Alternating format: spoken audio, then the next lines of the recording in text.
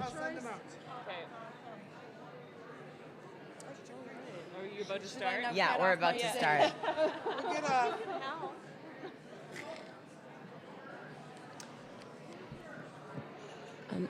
How's my voice? I'm losing my voice.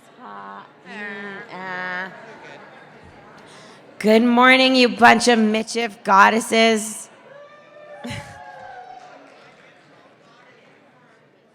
I'm actually going to tell you the history behind that kind of statement. So my teacher, Cindy Gaudette, always says that. That's where I learned that from. And this one particular day, I had so much work to do, and I was so tired, and I come thumping into her office in huge winter boots. It's freezing, it's snowing, and then I walk into her office, and she's sitting there, and she looks at me, and she says, "Hello, you mischief goddess." And when she said that, I was like, I can do anything today. Okay, so we're going to start with an opening prayer from Stella.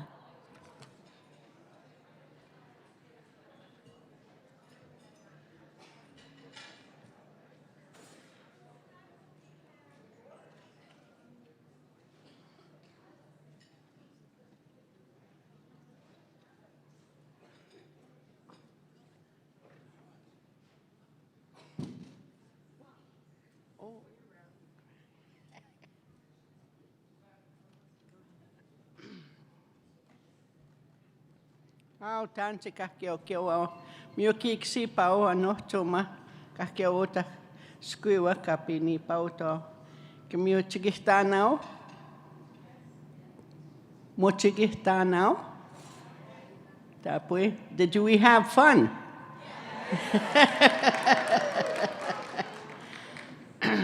How absisngaim han oma kamio se kanotaski omota kapitohtia Misuite ohche omakap matsia. How nohtawi hitchmanato kispenoma tapiwi chiuya kitansak kichuasimsak suiti ohche kapitohti taota kamiasik aski tamiaya ya komakayas tip matsia komakap kagi kiwiya Tamiutihiak minä maskausiak kumakag kiigoi kapik skuihtamak tanagatimiak. Our Creator, with great humbleness and respect, we ask for your presence here in this beautiful territory of the Ashnabi and Algonquin people.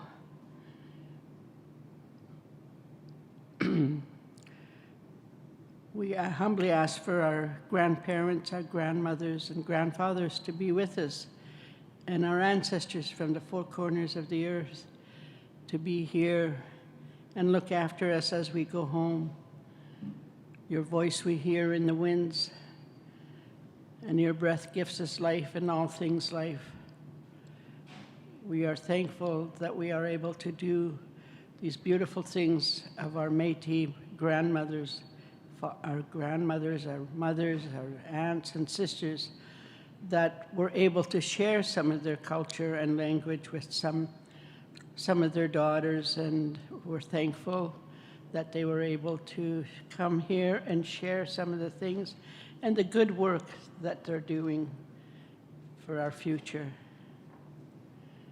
We humbly ask for strength, energy, and the patience to do the things that we are continuing to do, the energy that we need.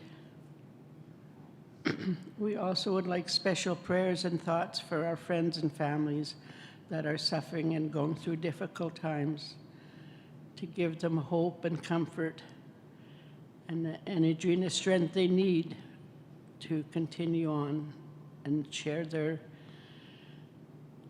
thoughts and energy with us, and hope we can help them all. We ask for these special blessings. Knaskum tenan, migut, hi, masicho. Thank you. Knaskum tenan.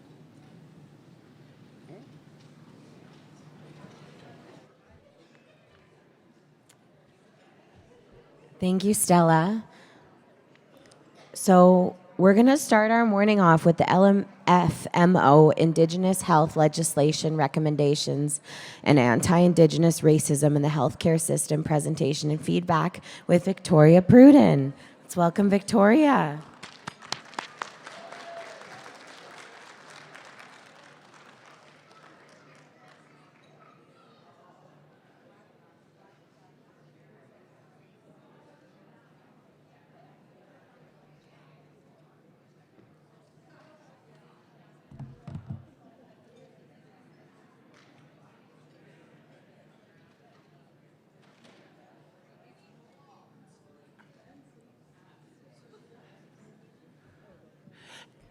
Good morning, everyone.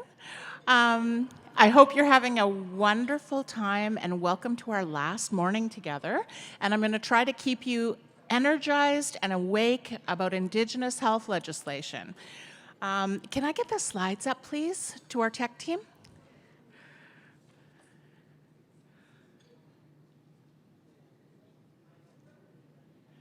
Okay, thank you so much. I also, just before I get going on the health legislation, I just want to say how wonderful it's been to be with all of you.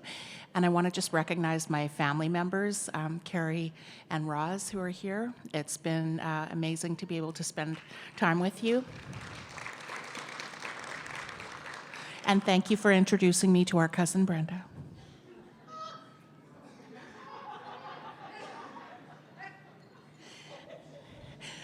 Okay, so this morning's presentation is going to give you a little bit of insight about how LFMO engages on important topics like the co-development with the Government of Canada about Indigenous health legislation. This is a very important priority for all of us, for our families, for ourselves, and for our nation, our Métis Nation.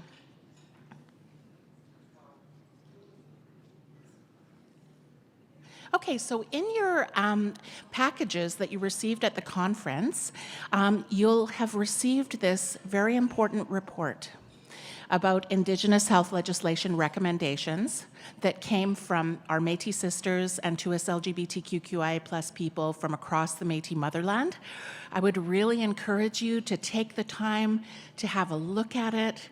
The recommendations are all summarized towards the end of the report, but we're going to hit some highlights today. Okay, so our purpose in doing these engagements was to come up with, many recommendations, be able to see themes, and be able to present our most important priorities in terms of health legislation, health needs, health services, and anti-Indigenous racism from a Métis women's and 2S LGBTQI+ perspective. So in terms of our research methodologies, we couldn't bring people together in person because of COVID-19, the global pandemic. So we had a number of virtual engagements. We had a national engagement where we had women from all over the motherland together, and we hosted specific engagements for British Columbia, for Alberta, Saskatchewan, and Ontario. So we brought women together, we asked them a series of targeted questions and had discussions about priorities. What was the most important thing for Métis women and 2S people in terms of the Government of Canada and the development of this legislation and the specific inclusion of Métis-specific priorities. So in terms of the onboarding, what we did was we used our partnerships with Métis women serving organizations in BC, Alberta, Saskatchewan, Ontario to try to spread the word that these engagements were happening. And as always, we advertised on social media to be able to engage people and invite them to participate in these important discussions. In terms of accessibility, if women or 2S LGBTQIA+ people could not attend one of the virtual sessions, we made space for them to be able to email, to be able to have one-to-one conversations with us, and be able to provide feedback. In terms of barriers, Everyone has a varying comfort level in terms of virtual participation. Sometimes we get called on a lot and can experience Zoom fatigue, as I'm sure many of us have over the past couple of years. Sometimes technology is a barrier, and it's difficult for us to deal with, but we do the best that we can. In terms of other limitations, we were trying to accommodate people as best we could. Camera participation, being on camera in terms of the engagements, was optional. We could utilize the chat function if people wanted to express something that they didn't feel that they could say out loud. And then, of course, being able to gather information from people in other ways. Okay, so I want to talk about Weaving Muskotaha for a moment. I think everyone had an opportunity yesterday to take a look at that report. There are many, many related recommendations in Weaving Muskotaha. And the health priorities that we articulated in that research and that report are also reflected and mirrored in terms of what we heard in the Indigenous health legislation engagements. So we made a recommendation in Weaving Muskotaha about the development of a Métis Nation Healing and Wellness Center, or multiple centers. We talked in Weaving Muskotaha about Jordan's Principle and about how necessary it is for us to try to advocate for the inclusion of Métis children and Métis youth in terms of being able to utilize Jordan's Principle. We also talked about the need for Métis-specific victim services and healing supports. We also talked about how vitally important it is that within the Métis Nation that we continue to develop and provide mental wellness and healing services, counseling, those types of supports. And of course, President Cassidy Caron, President Melanie O'Menaho have both talked about how extremely important it is that we continue to advocate for Métis extended health benefits across our Métis nations. So it emerged that there were several themes that came up in the engagements that we did. And of course, one of them is about transforming health service delivery for Métis people. We need to make sure that health professionals and health service providers have anti-Indigenous racism and discrimination training, cultural safety training, that the points of service within Canada's healthcare system become safer for our people to get the quality of healthcare that they need. We need to definitely continue to advocate to address gender parity and gender bias in the healthcare system. We need Métis-specific programs and services. We need to be able to collaborate within the existing health system structures in a way that's safe and effective for Métis people. And of course, we need to continue to partner with governments and other research institutions in terms of continuing to develop Métis-specific research, Métis-specific data. It's of prime importance to us so that we can constantly be updated about what the health needs, concerns, trends are in terms of Métis people in Canada. Another theme that emerged is sustainable and predictable funding, of course. If we're going to be building Métis-specific healthcare services, we need long-term, sustainable, reliable funding to be able to support our people in getting the healthcare that they need. Of course, the Métis Extended Health Benefits Program. We definitely need to look at Métis social determinants of health, which impact everything, and look at the ways that we can kind of de-silo what happens in terms of services for Métis people.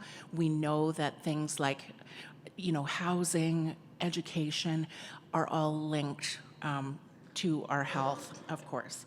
And one of the things that came up again and again was looking at healthcare services that are wellness and prevention-based instead of just responding as a reactionary healthcare system. We need something that is proactive, that looks at building wellness and investing in prevention.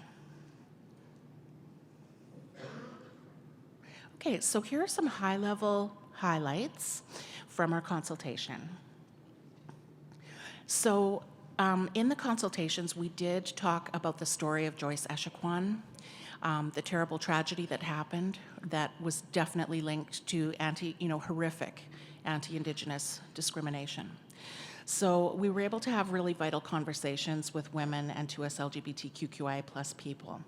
So one of the priorities that came through was investment in Métis curriculum, course development, training for service providers, with follow-up, to continue to assess whether the training, the learning, the cultural safety, and the understanding is taking place.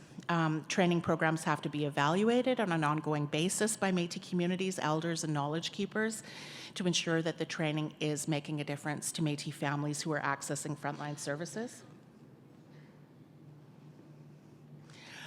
We also talked a lot about how important it is that people working in the healthcare system are reflective of our Métis Nation populations. So making that investment in terms of healthcare educations, supporting and funding Métis students who want to work in Canada's healthcare system, and how important that is going to be in terms of transforming the services that our people receive. Developing a formalized complaints process, like an ombudsperson, a complaints, a reporting process, so that when people experience the kind of tragic anti-Indigenous racism that Joyce Echaquan experienced, that we have some accountability mechanisms there.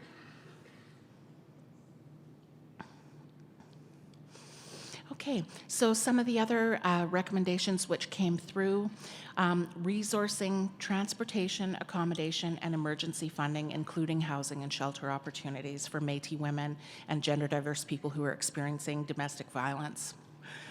Ensure that funding is accessible and set aside for mothers who are pursuing healthcare careers, and ensure that childcare is available so it supports their participation and that investment in their careers in healthcare.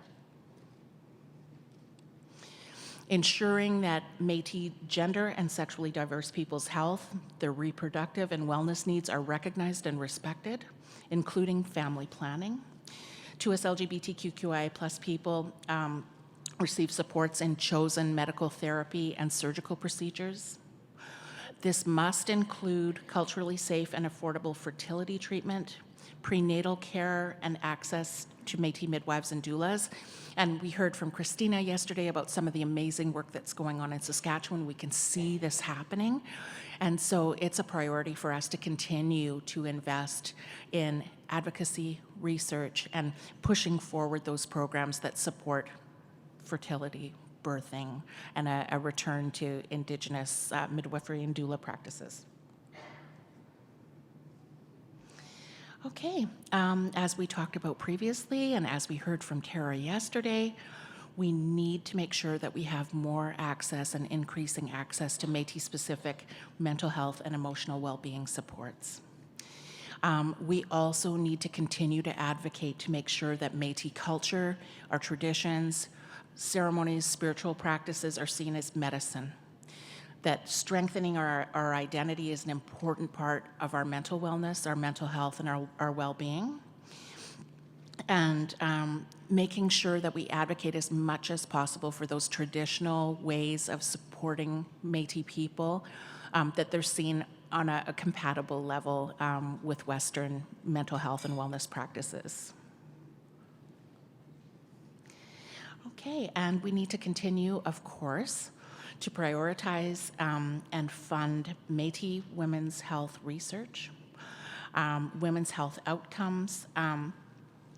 We need, it's kind of a thing, Métis women hold so much, that often our own health priorities come after our children, our families, the people that we're taking care of, the communities that we support. So we really need to encourage women to be proactive about the management and investment in their own health. Okay, and one of the last highlights from our report is that, again, I think it's the fourth time I've said it, we really need to encourage and support and advocate alongside our governing members and Métis leaders at all levels in terms of making sure that we get the investment, we get the commitment for Métis extended health benefits. it's one of the top priorities in our nation. And so we definitely heard that echoed throughout this research. So that is a very quick overview about the health legislation research that we did. I realize that our time is quite short. Today we have a lot of sessions that we need to fit in. So we've got just a couple of minutes. If there are any comments or reflections, do we have a mic runner?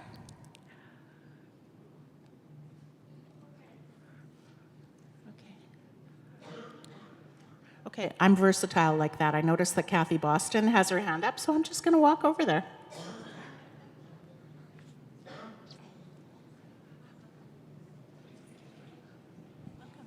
Hi, we grandmothers been sitting here talking, and the one thing we noticed that is missing is elder abuse. It is something that is happening, and it's happening by family members in workplaces, and it's not being addressed, and it should be addressed. If you want to keep our knowledge and stuff, you have to keep us safe. And that's not addressed, and I really think it should be. It's an important issue. Thank you.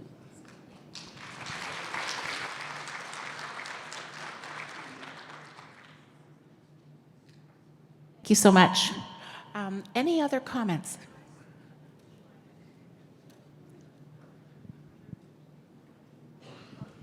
Thank you, Carmen Carrier, Métis Nation, BC. Just a question. So when you were talking about the Métis extended health benefits, I totally agree with that. I've had an experience with my family where I had to travel with a child out of province for healthcare, and the provincial government in BC only covers healthcare costs associated while you're in hospital. So would this be something we would envision that would be run federally by like the MNC, like a governing? I know it's not a service delivery, but when we're talking about those extended benefits, I'm sure I'm not the only family where we will have to have people that will cross province for healthcare. So in terms of the discussions that I've been a part of with our Métis health directors and the Métis National Council, I do believe the advocacy and the moving forward and the budget asks are moving forward on a governing member by governing member basis. So it wouldn't be something that would be like a national, in terms of the work that's taking place right now. Great question. Hi, Virginia LaCroix from Saskatchewan. So you made a good point about Métis health data, and it's, in my experience, very limited. Governments have not collected a lot of Métis-specific health data. Most of what we have, we've done ourselves. So I was just wondering, because in Saskatchewan, when your treaty, you have an R on your card. Is that something that we're looking for Métis, so we can start collecting some of that specific health data so we can start looking at programs? That's a really good question, and I don't know if anyone from BC wants to comment on the health data matching that's taking place in that province, but they were able to, through a number of governance processes, get the approval of Métis Nation citizens to be able to have their Métis Nation citizenship linked to their personal health number. There's a number of protocols that keep people's identities safe. However, they are able to extrapolate Métis data as a result of that agreement. And of course, any Métis Nation citizens that didn't want to participate in that health data matching had the opportunity to opt out. So again, as part of the Métis Nation health table, it's definitely discussions that all of the health directors and governing members are having, and we're at varying levels of progress, depending on the provincial government. Yeah, thank you. Okay, Angel, I'm on my way. Okay, good. Thanks. Hi, Victoria. So first, can you read us a bedtime story next time?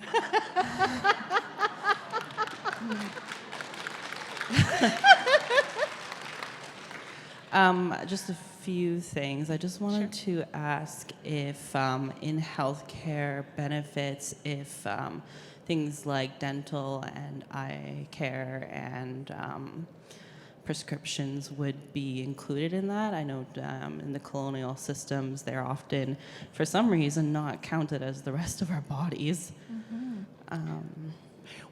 What a good question. I know in the discussions that we have been having at the health tables, we're looking at a similar extended health program similar to what they have in the Northwest Territories for Métis citizens, which is a full extended health benefits program that has paramedical, dental, prescriptions.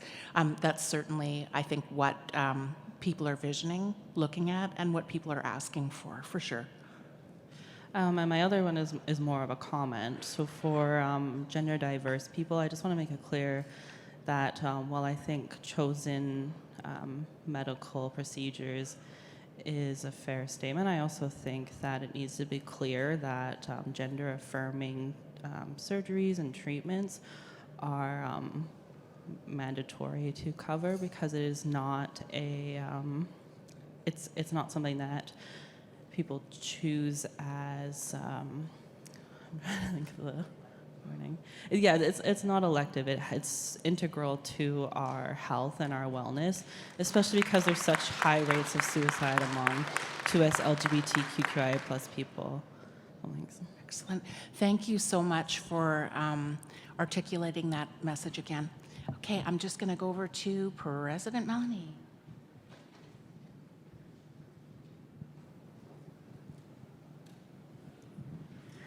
So I'm going to throw my 10 cents in here because I need each and every one of you to help me.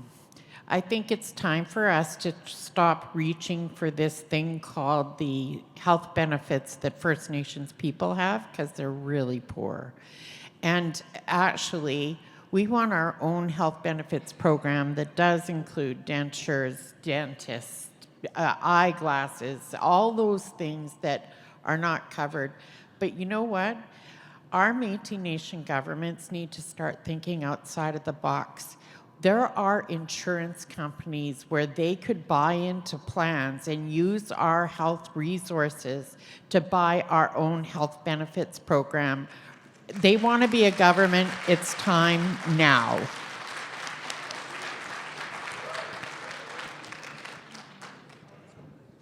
Okay, I think everyone that wanted to speak has had an opportunity, so I want to thank you so much for your attention.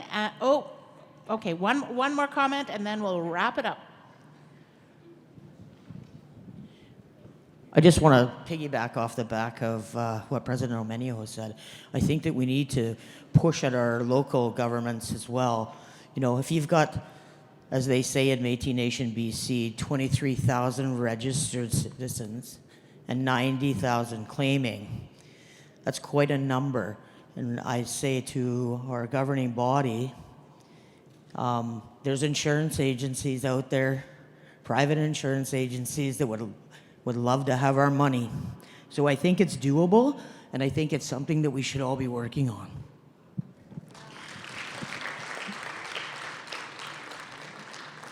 Thank you so much, Pixie. Okay, Kinanas Kumtanawao, thank you so much, everyone. Okay, so next we have changing the tides. And Nina isn't able to make it today, so Lisa's going to talk about it, and we also have a video. My favorite days put into one. It's Go Skateboarding Day, and it's Indigenous Peoples Day. Hold.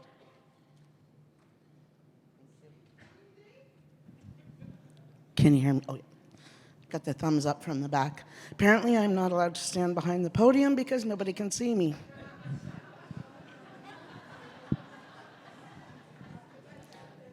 I'm built for economy, not for speed. So the next project that I'd like to speak with you about is our Changing the Tides project. Many of you will remember our initiative that we launched in 2018 called She is Indigenous, where we featured many, many women across the motherland First Nation, Métis, Inuit, really to help the general population to understand Indigenous women, not from a deficit lens, but from the positive contributions that they make to Canadian society and the power and the strength behind each and every one of us. So we've featured, featured many women on our campaign. We did an original 15 videos, I believe, and then I think about 375 women on our social media channels thus far, just acknowledging the work. And I just want to pause for a moment and recognize a team member for all their effort. I'd like to point out Tamsin Fitzgerald has done a phenomenal job of keeping that campaign going and doing the write-up of all our women. So realizing that campaign was hugely successful, and it's used as a wise practice in talking to people about gender-based violence in a way, in a positive way, in a strength-based way. And you'll see all of Pimswek's work is based on a strength-based platform. But we know we didn't quite hit the mark on everything with She is Indigenous. And we realized, as we do with other projects, that there's always room for improvement with the feedback we receive. So we understood fully that She is Indigenous was too gendered.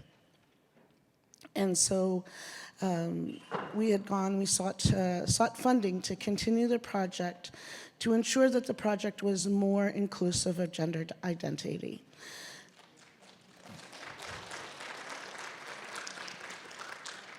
So we are in the process of developing the next iteration of She is Indigenous. We have actually changed the title from She is Indigenous to Ready to Learn, because I think all of us need to learn not just about women, but all persons of various gender identities. So we have gone out, I think we have 15 more videos in the preparation phase. And we'd like to share just a peek into one of the videos that is currently in production. It is not quite complete yet, but it's nearing completion and will be ready to launch very shortly. And we'd like to show our feature video that we've begun on one of our wonderful Métis people, Chantal Fiola. Please. Two of my favorite days put into one. It's Go Skateboarding Day and it's Indigenous Peoples Day. So today I wanted to have an event in the unceded territory of the Squamish, Musqueam, and Tsleil-Waututh Nation. Sorry, this is Rose. Rose West. No, please go ahead. I just announced it wrong.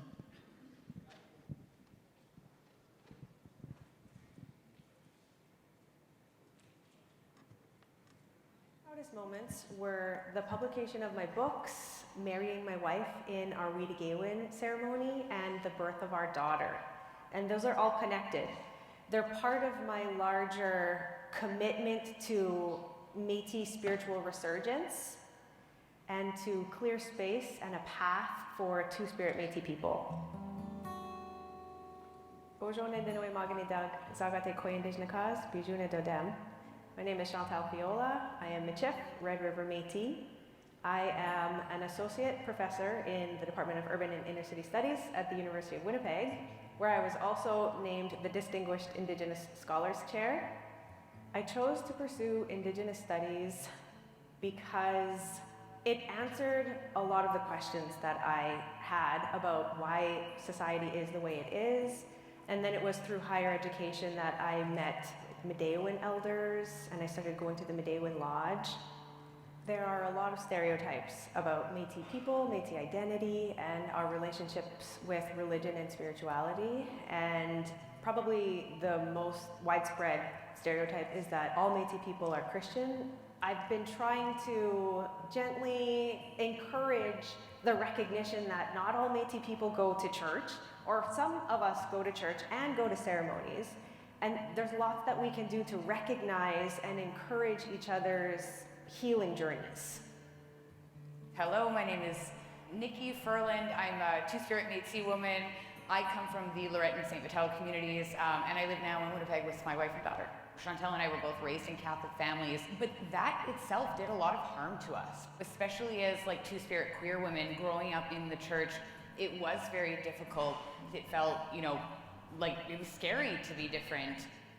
The teaching that she does here around Two-Spirit people and the different intersections of queer identities and indigeneity makes a huge difference, because there was a lot of homophobia that came out of the colonization process.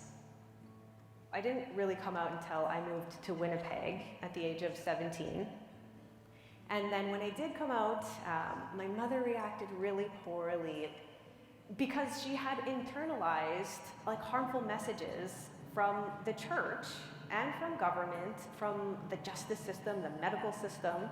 Thankfully, my mom has really come around over the years to the point where in our Widigewin, which is traditional Midewiwin wedding ceremony, it's actually the mothers that walk their children down the aisle.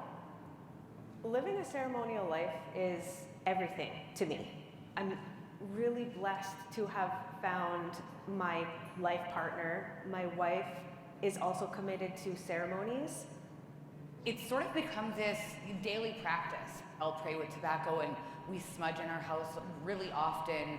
We've made the choice to raise our daughter with this life. From the moment that she was born, we did the feet touch the earth ceremony and the placenta burial and the umbilical cord burial, and we've really paid a lot of attention to Mide's ceremonial journey. Being a member of the local Two-Spirit community gives my life meaning, helps me understand that I have a responsibility to use the gifts that I carry or to share that with others. I was working for a professor at University of Manitoba, and I was just starting to figure out who I was as a Métis person, as a queer person, and my advisor gave me Chantal's book, and it changed my life, actually.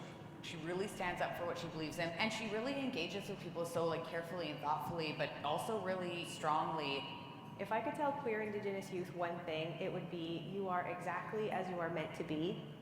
Even if it doesn't feel like that right now, even if you feel lonely, your community is waiting for you.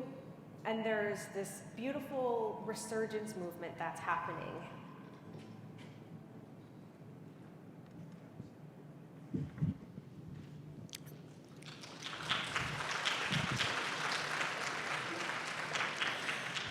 So that's just one of 15 videos coming out of our new project that we're so proud to be able to deliver. I would like to finally acknowledge the work of our contractor, Spruce Creative. They're very respectful. It's actually an Indigenous-owned company, and we've worked a lot with them. So I would like to acknowledge their hard work and dedication to ensuring these very highly amazing projects come to fruition.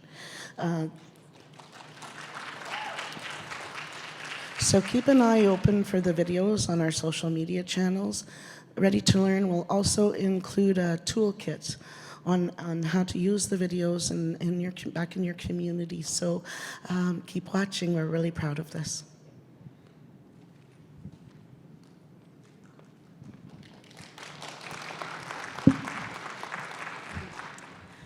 Great. And next up, we have Métis Women's Experiences on Climate Change Across the Motherland by Brianna Greer.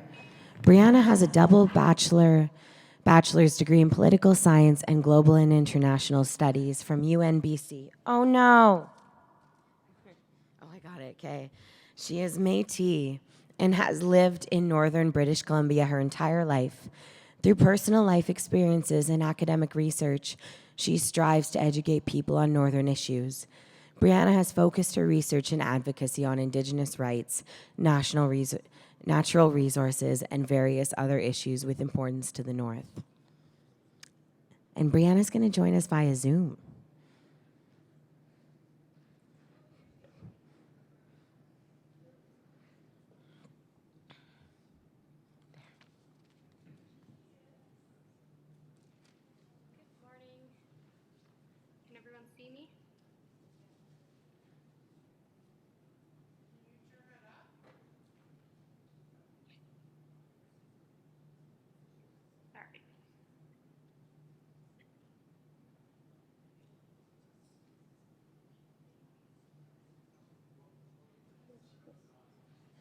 Testing. Can you hear me?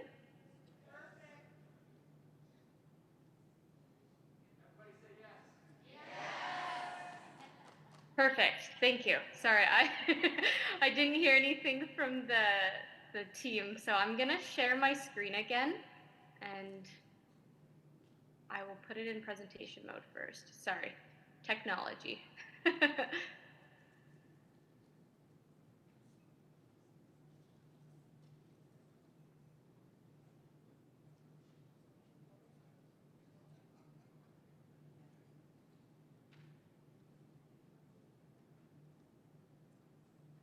There we go. Tansei. Good morning, folks. Nia Brianna Greer. I am here today to talk to you about my research that I am doing. It's about Métis women's experiences of climate change. So today I am going to do an interactive session with you all, and it's about exploring Métis experiences together in community. So who I am, they gave a little bit of a bio, but I am a member of the Métis Nation of British Columbia, and I'm really passionate about helping my nation and learning more about my culture. I grew up in Terrace, BC. Sorry, just making sure it's working, and it is all good. Okay. I grew up in Terrace, BC, did my schooling in Prince George, and now I reside full-time in Prince Rupert while I finish up my master's. Yeah. So here is a brief overview. You don't need to read all of it in detail. I'm just talking about some of the basic overviews of my project. So my research questions that I'm looking to answer from talking to Métis women is, how do Métis women describe their relationships with climate change and its impacts? How do Métis women experience climate change physically, mentally, spiritually, and emotionally, looking at the full perspective with the medicine wheel? And the last question is, what can Métis women contribute to climate change related knowledge and planning, and what kinds of supports and resources do we need? So one of the reasons that I chose this type of project is because there isn't a lot of data out there in the academic field, that is, of how Métis women are impacted. So that's why it's really important for me to look at this. And statistically speaking, Indigenous peoples are disproportionately affected by climate change, so I wanted to see how that would be Métis specific. My study area is with women across the whole Métis Nation, and I'll be conducting interviews with about 20 to 30 women, hopefully getting some volunteers from here. I'll get Sydney to do a sign-up sheet later, which would be in early winter, January, February, depending when my ethics committee officially approves my project. So that is the basics of this. I know we only have about a half an hour, so I will just go to the next parts. So I talked about this reaching out to Métis women, tentatively planning to conduct my research in the winter, and I am doing preliminary gatherings to inform my research design. I attended the LFMO Youth Climate Gathering in September and got some feedback, and now I can't wait to get feedback from you. So my intentions are to learn more about my identity while doing this project and filling gaps within the literature for gender and climate change and being able to represent our voices. So now I will get you all to look at the papers that are on your tables.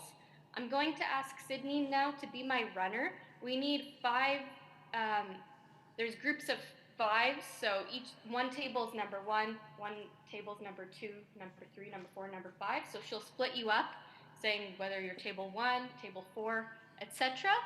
And on your pieces of paper, I'm going to get you to draw a medicine wheel.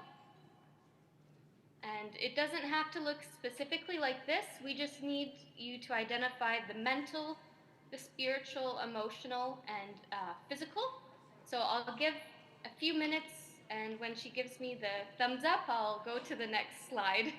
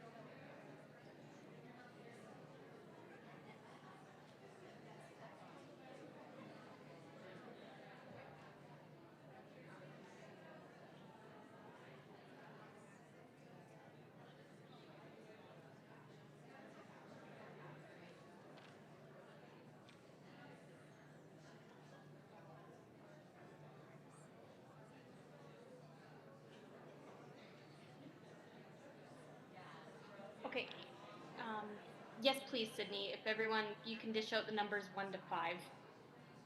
I'll go to the next slide so maybe you can see what it looks like. So table 1 would be the individual. Table 2 is community level. Table 3 is corporations. Table 4 is government institutions. And table 5 is the Métis homeland and Métis governance. So I'll explain that further in detail once the numbers are dished out.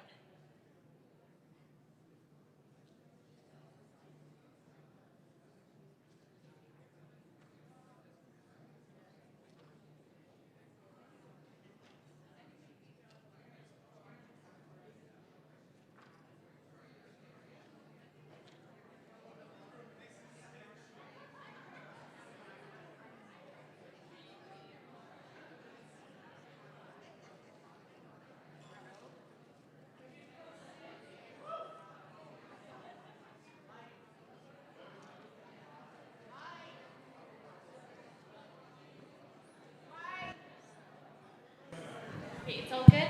So, Okay, hello, Brianna. This is Melanie Omenhio. I know you don't, because you're not here, you don't know how our room is set up, so kind of what you're asking them to do isn't a possible thing. So I am going to intervene and tell, we have a pile of tables, and each one of them has anywhere from 5 to 8 women sitting at them. So there are 4 categories that she talks about. And what I suggest that you do is you just, at your table, you decide on a category and just go with it. And Brianna, there's over 200 women here, so you will get lots of feedback, and thank you. Perfect. Sorry, it's also hard. I can't see the chat button with IT when I'm in presentation mode and can't see the group of ladies, all of you. So, perfect. So this one is just a warm-up exercise, and the next one as well. The third one, which is the last one, will actually be informing my research. So this is just to get your brain thinking and using the medicine wheel for climate change. So I'll give about 5 minutes for this first one. So using the medicine wheel, how would climate change impact the following? So if you choose to be table 1, you're going to look at the individual. So how is climate change impacting people's spiritual, emotional, physical, and sorry, I'm missing the last one. Spiritual, emotional, physical, and mental aspects. So some of these you have to think outside of the box, like corporations and other ones, but there are things for every quadrant to think of. So I'll let you all get to that. And then when we get to the very end, we can have maybe 1 or 2 groups come up and talk if they would like, if we have time.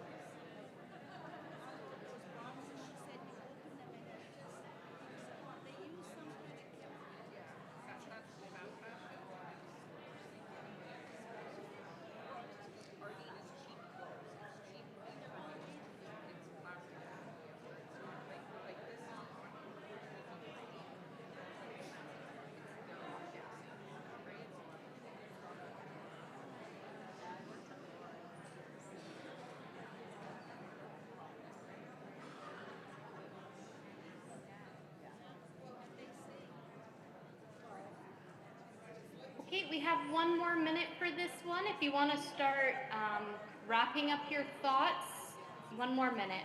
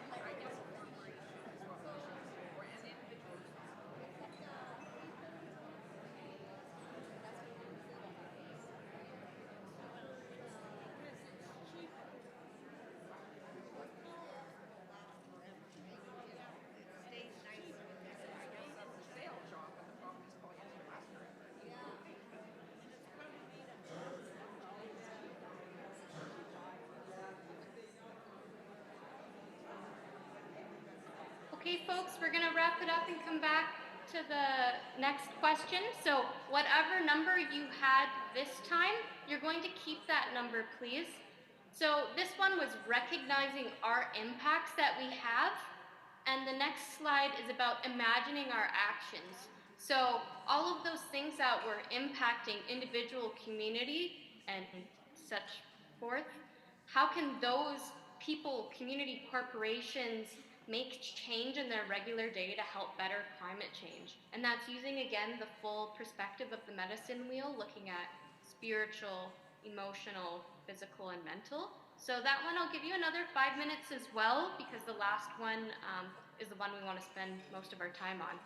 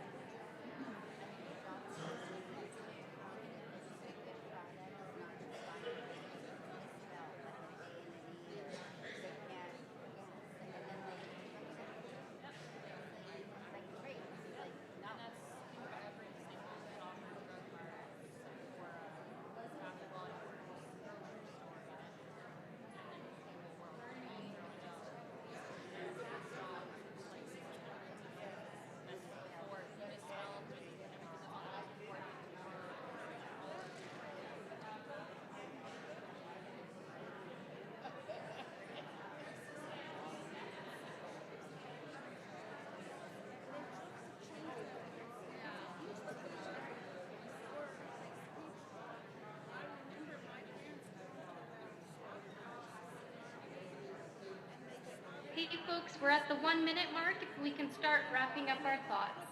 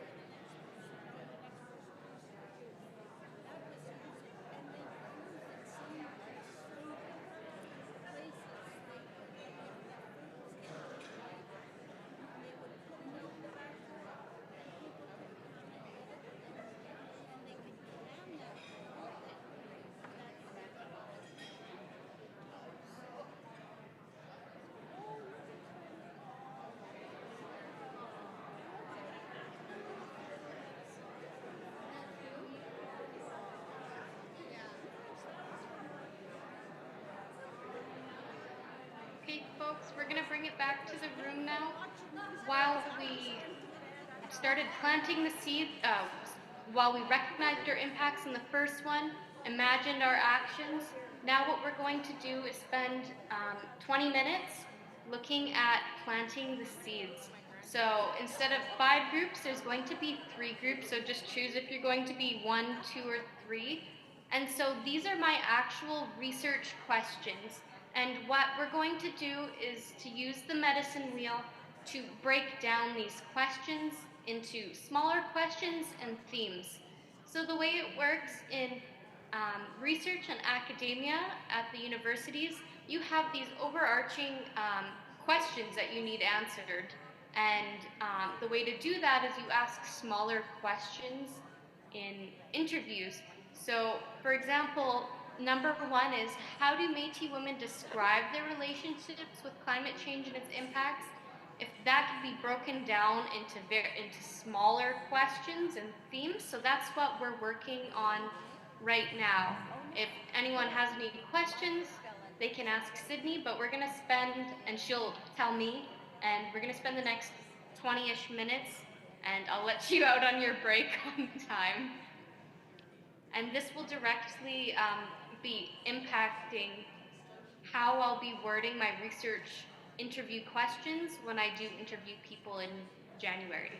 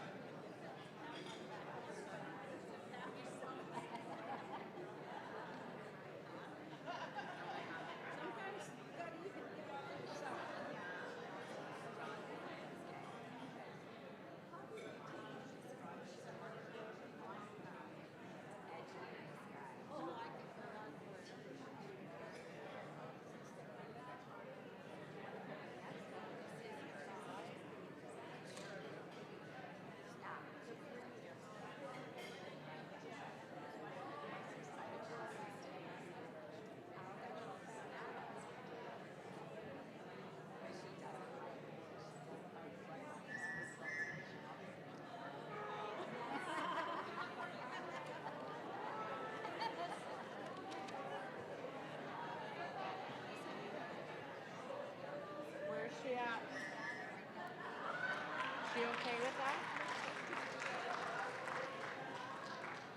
Oh, she's got a little horn to get through now.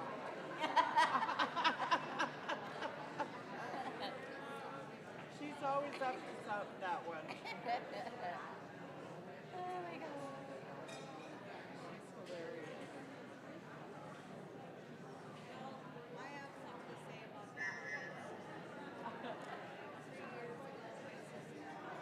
Sydney?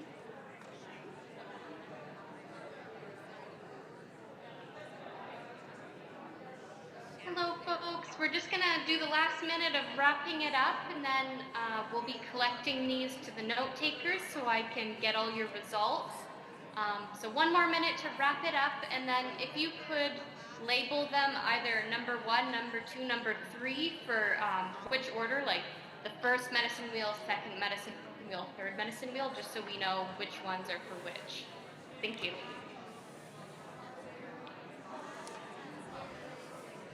Brianna, can you hear me? Yeah. So I really want to thank you for coming. These ladies have had an amazing week here, a very busy, busy week. And I know that they appreciate having input. And I think that any of them that want to do interviews with you will get a hold of Sydney, and we'll get as much feedback to you as possible. And we really thank you for your presentation. Thank you. Yes, I was just going to I'll just finish up my slide. So I just wanted to say thank you all for collaborating in this garden with me, helping me imagine actions, planting seeds, and watching our garden grow together. So just to think about, we need to look to Indigenous knowledge to learn how to live in this balance, because otherwise we're all going to go over the waterfalls together. And this is a quote by Christy Belfort. So we're all in this together, and thank you so much. On your break, if anyone would like to volunteer to do interviews, they could see Sydney on the break. So thank you. Thanks, Brianna. So we're back to the hidden agenda, guys. I know we said a break, but just a few things because we've got, so right after the break, we are going to put in the youth thing that we were going to do the other day and kind of got pushed off. We keep throwing that thing on the floor. It slides. But what I want you guys to do is for all the women here who've never received a purple sash, me and the grandmothers are going to sash you for being amazing women at this event. So we will be over here, and we're going to give you a 15-minute break, and then we will come back and do the youth.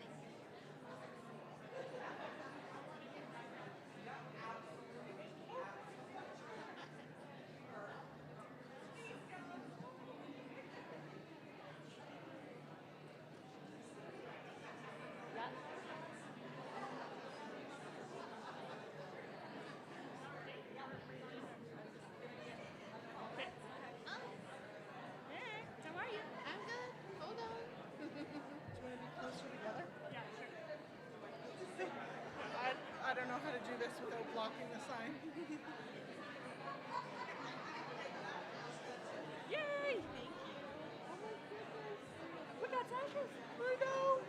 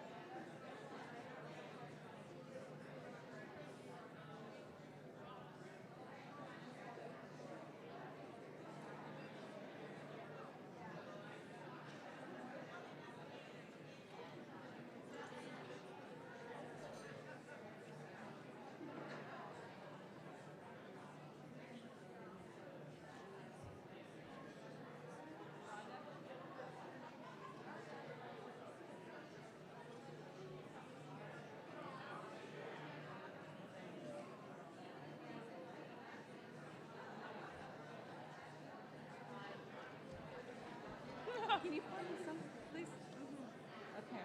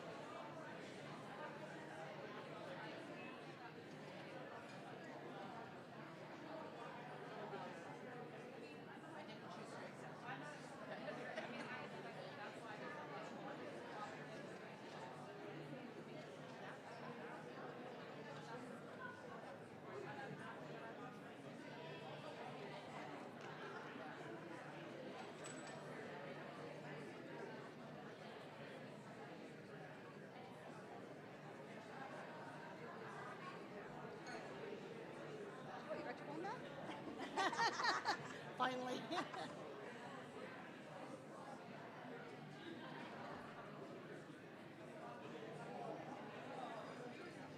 you get the whole thing? Or it's got the mic in there. Don't fall, don't fall.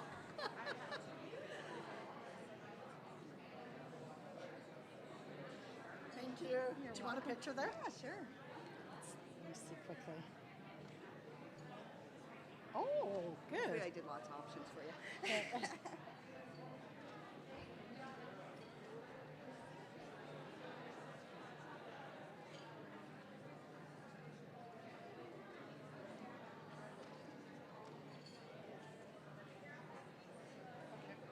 Tell me if you like it. Okay. So yeah, last night I took a picture with my friends, got back to the room, it's like, oh, I don't care about all of that. These are great. I'm not like looking at pictures and there's like good ones.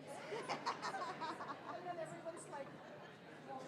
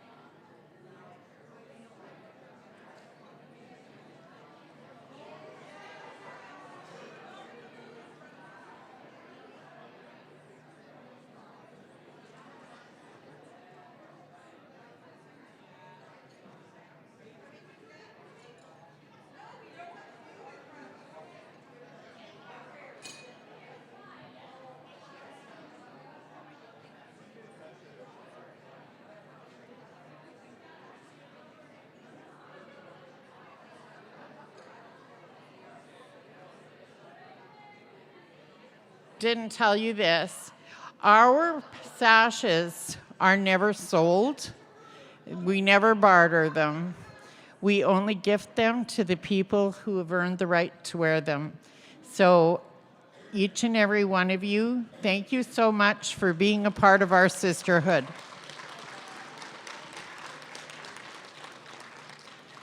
So with that, I've got to see, where's all my peeps? Everybody got one, right? No? You were out smoking or what?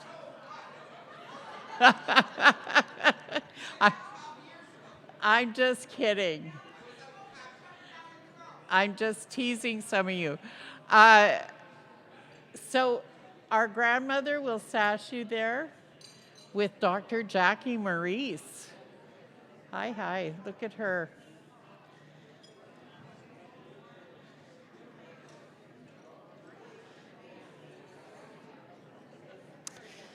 So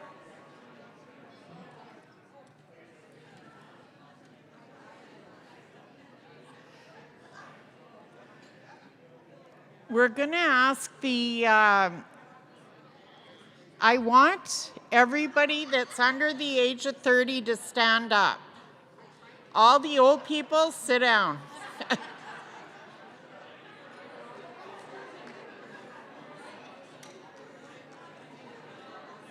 Look at how beautiful our women are.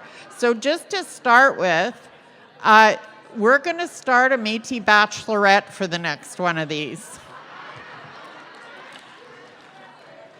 And we're going to do it a whole lot more classy than CBS does. So actually, I'd like all of you to come up here, and my team over there is going to bring us a couple of mics.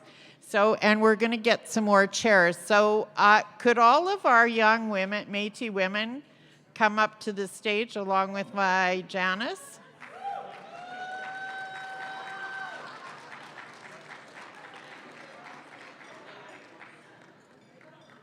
She's looking at me. I need to talk to you. I need to talk to you. Yes. Is she under 30? Yeah, of course. I hope so. I'm not even 30. Absolutely. It's like barely in a room. So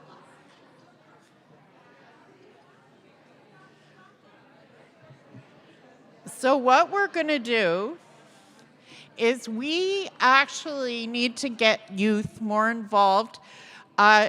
In case none of you have noticed, I'm getting old. And the succession plan is that we need more people involved, and we need younger thoughts and younger expressions. And I keep telling people this, there's a couple of things that I want to say. First off, we need to stop calling these women youth, because people treat them like kids and devalue what they have to offer. And the next part of that is this, is that we need to have a more proactive youth network within LFMO. And so we're going to set it up so that you're not allowed to have her.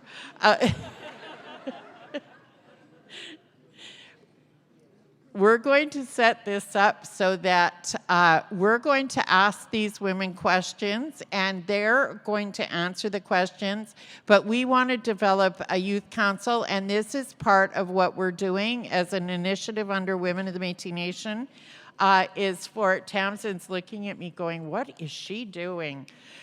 You never know. Anyway, we have some questions around oh, these aren't the right questions. Where's my questions, Lisa? I have economic inclusion questions. We have some questions that we're going to ask all of you guys. Young Women's Council. Thank you. You see, we all have to change our languages. Words matter. My daughter brought me them up. Thank you so much. That's my daughter, by the way, for any of you that don't know.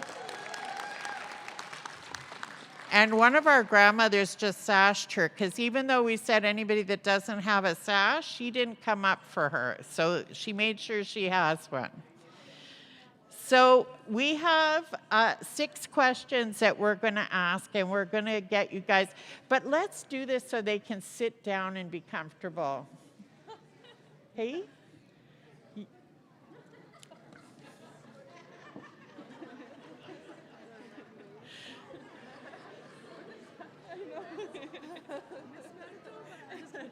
That one wants to roll away. It doesn't want to.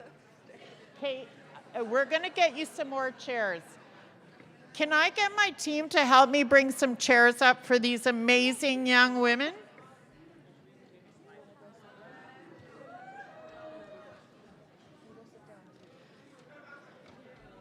Imagine, we could just start our Métis Bachelorette right now. Now, I'm not sure if they're all single or not. We'll have to do some inquiries, but we'll start.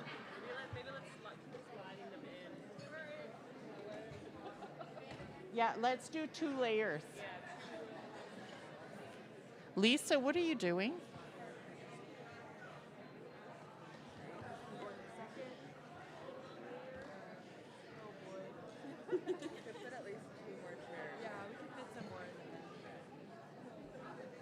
Is that enough?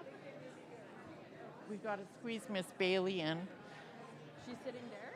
Where's the rest of my team? Why are you carrying chairs? Thank you. I think we're pretty good. Is there enough for everybody? Okay, so there's 2 mics. You guys will have to share it.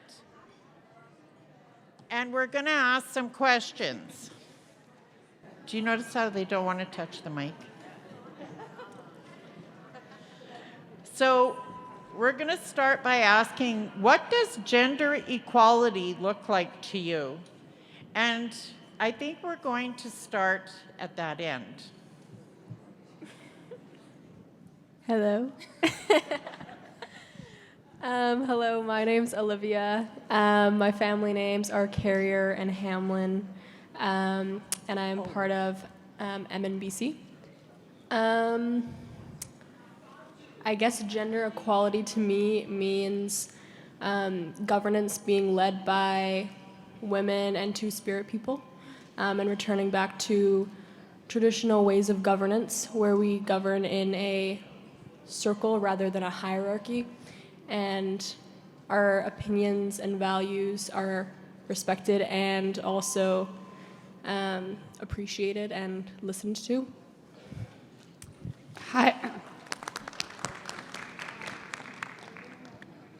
Hi, my name is Bryn. I'm also a member of MNBC, and my family names are Carrier and Hamlin, and I am the older sister of Olivia. Gender equality to me means, I think, young women's leadership and matriarchal systems of governance, the traditional ways of Métis. Hello, I am Cheyenne Marie Sage, and I'm from the Métis Nation of Alberta. And I think for me, it all kind of starts at representation.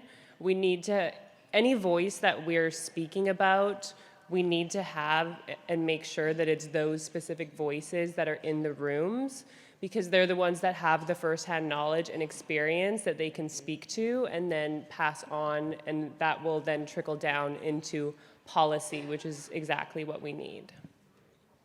Hi, my name's Alexis Wells. I'm from MNBC, Métis Nation of British Columbia. And for me, gender equality would include reaching for even younger girls to build up their confidence to be leaders when they're even younger than us or our age. Hi, my name's Hope. I'm Métis from the Northwest Territories and Inuit, but live in Toronto. I think mine is summed up best. It can't be about us without us. So people can't make decisions on our behalf without us being in the same room as them. And yeah, I think that's pretty much it.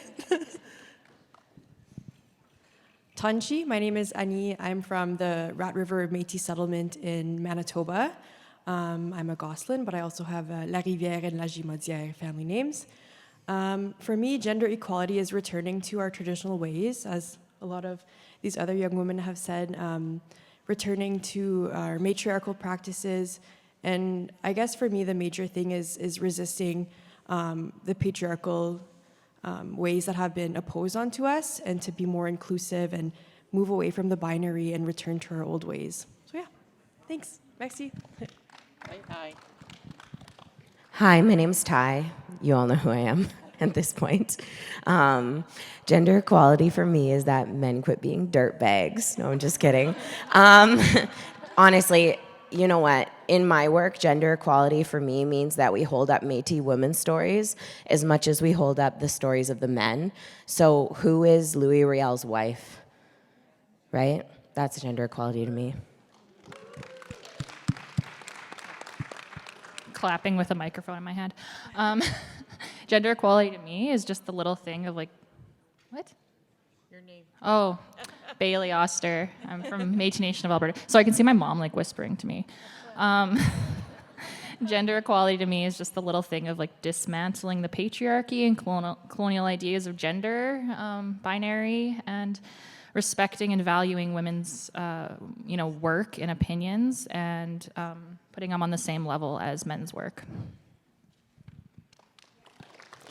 Hi, my name is Celine. I live in Thunder Bay, but my family's originally, my grandma was born in a Rhodolans community near Lestock, Saskatchewan. My family names are Belrose, LaFontaine, Gladue, Villebrun. Gender equality to me, sorry, I feel like I'm in a beauty pageant right now. Yeah, gender equality to me means that our grandmother's stories are valued and heard, and not just our ancestors, but our grandmothers that are still with us, and making sure that they have a voice. I know our grandmas talked about elder abuse, and yeah, I think that our voices as young women are important, and I think that we can make strong alliances with our elders as well. So, merci. Hi there, my name is Kayla McDougall. I'm from the Métis Nation of Alberta. My family is from Saskatchewan and Batoche area.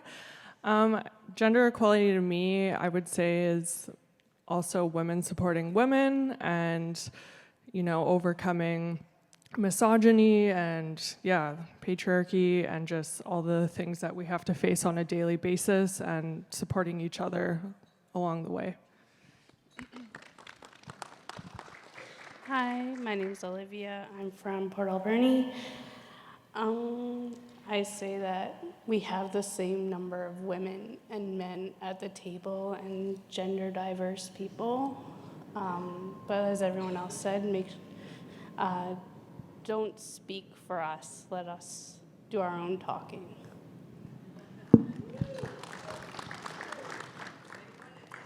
I'm Jessica from MMBC, and my names would be Callie Huim Paquette. And something that's really important to me is that when our women are in leadership roles, that they're respected as much as the men in the room. They're not silenced, they're not hushed, they're not told they're this or they're that, or they're not met with surprise when they are in leadership roles. It's just accepted as being normal, again, as it was with our ancestors. Thank you. Tanshe, hello. My name is Brooklyn Chalmers. I'm a member of Mid-Island Métis Nation, and to me, gender equality, I grew up with a Métis woman leader as my Nana, and that was so empowering to see, and I think everyone needs a matriarch like that in their lives, and we need to create more opportunities for our women to step up into those roles because we know they can fill them.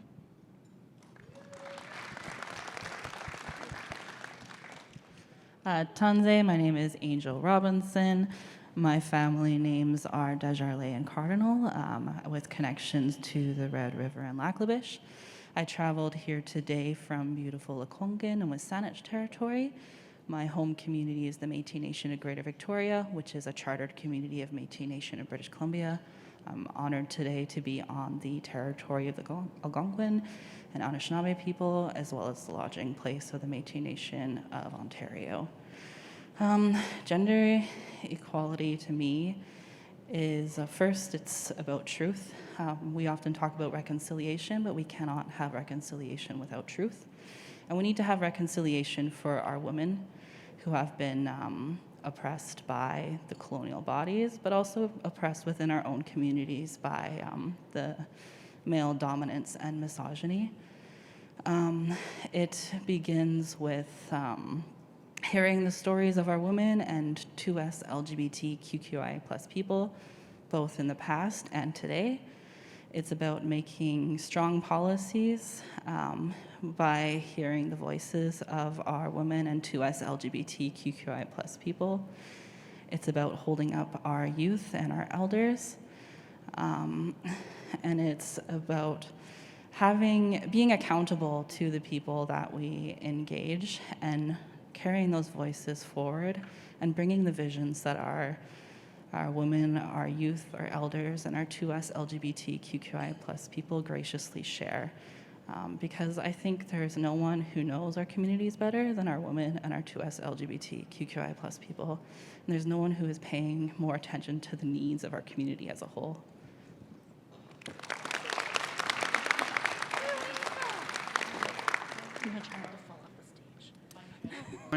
Thank you guys so much. She didn't get to talk. Oh, hold on. I said I started over there. I don't know why I got she didn't out start. of this. I was supposed to be out of my room by 11. It was 11:05. I had to run up there, and I missed the first part of this. And I thought I had got out of public speaking by coming late. It's not a punishment. It's a Equality for privilege. women. We all get a voice, so I'm happy that the mic was passed to me. Tansei, I'm Maddie Pilon. My family names are Dusam and Brunel and Pilon. Region 6 in Ontario. I missed, as I said, a little bit of this, but everything that my fellow youth and women identifying peers said really speaks to me. I definitely want to hear more stories from women. I love reading books about women, written by women. I like watching movies about Indigenous women, made by Indigenous women. So, and that all starts with equality in the making of these things as well. So, yeah, that's something that I would add. I really like what everyone else said, and I did not expect to public speak today. So, thank you. Good job.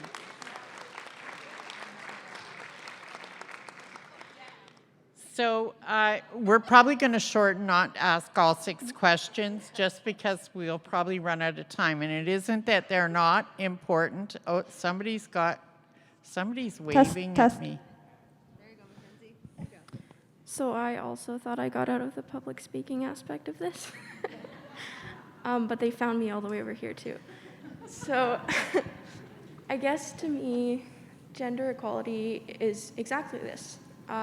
Going out and finding all people regardless of gender and asking for their opinions and valuing those opinions equally, not putting more weight into one gender's opinion, but to include all genders and have them all at the table.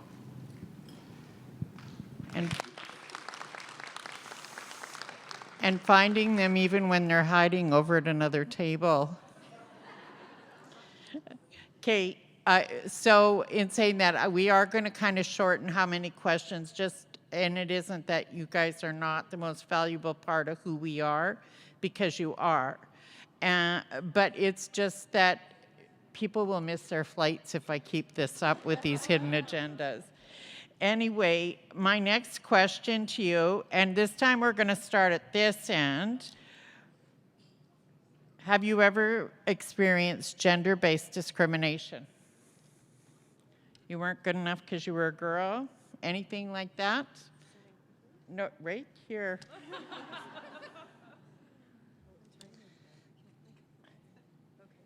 He'll turn it on. Hello. Okay. Yeah, and I think it's definitely something that I face, and especially I'm currently doing my master's right now, and especially in academia, it's been really tricky to even find supervisors that are, first of all, Indigenous women. And if they are there, they're being overrun because the university wants all of this stuff from them.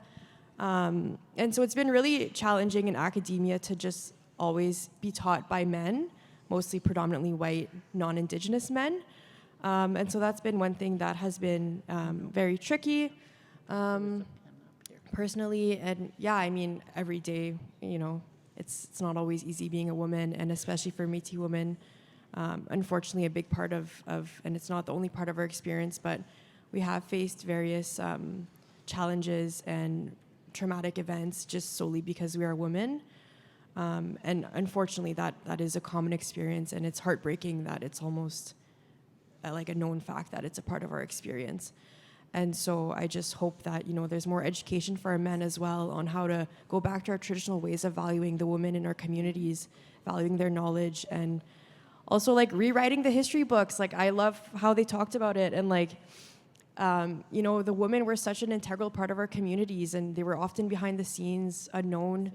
And so we need to like lift their voices and show light on them as well, and just support the women that are doing this awesome work too. And I'm like super proud to be surrounded by other pretty incredible women, Métis women. Yeah, I don't even know what the question was, but here we are. A little tangent. But yeah, I'm just proud of everyone here. Hi, hello. It's Hope again. I blanked completely, but I think the place that I experienced the most, like lateral violence and lateral gender-based violence, is in the frontline activism stuff. Because a lot of it is either non-Indigenous men or Indigenous men in the space.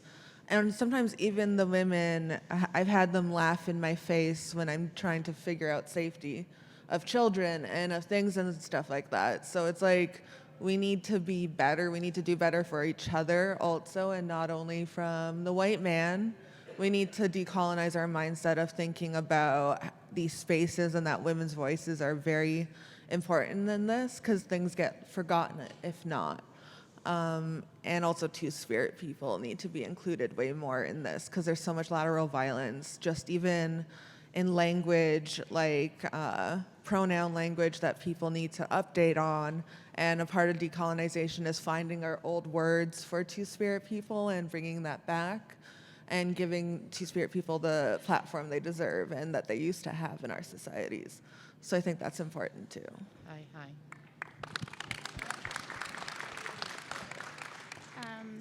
So when I was doing my undergrad, I found a couple of things happened.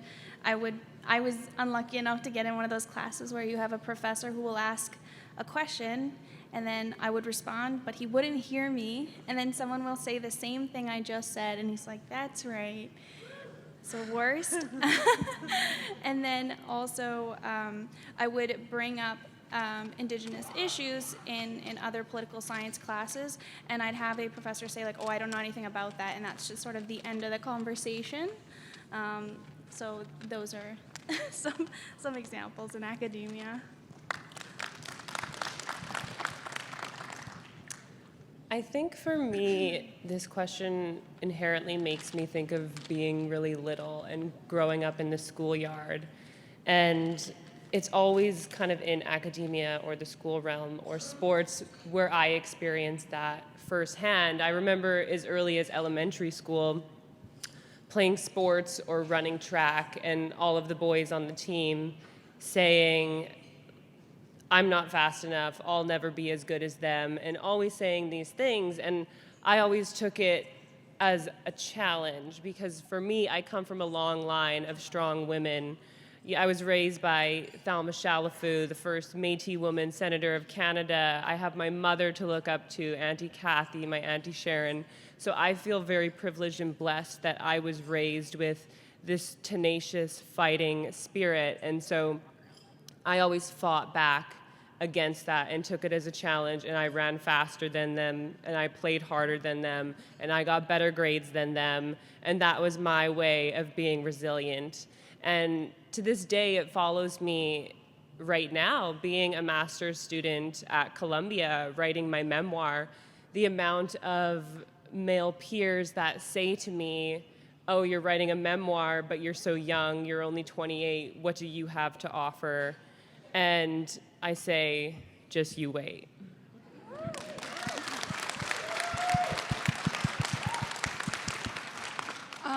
I think for me, a big thing is just microaggressions. I'm a UBC student in my 4th year, and I also work part-time for a women's organization in Vancouver, where we do lots of networking events. I find as a young Métis woman, I'm often not taken seriously because I look young, and people often think I'm 16 when I'm 21, in fact. Recently, part of my work, we go into schools and give workshops on consent. And we were talking a little bit about the missing and murdered Indigenous women, girls, and Two-Spirit people. And I had a old male teacher try to mansplain that to me. And that was really, that really upset me because I was like, I am an Indigenous woman. Like, yes, of course I know what this movement is about. So yeah, I just think that a big thing is definitely just like the microaggressions. And like, people don't always realize that, like, I think sometimes you don't realize it at the time, and then you think about it and you're like, that's not good. Like, they're looking at me as less than them.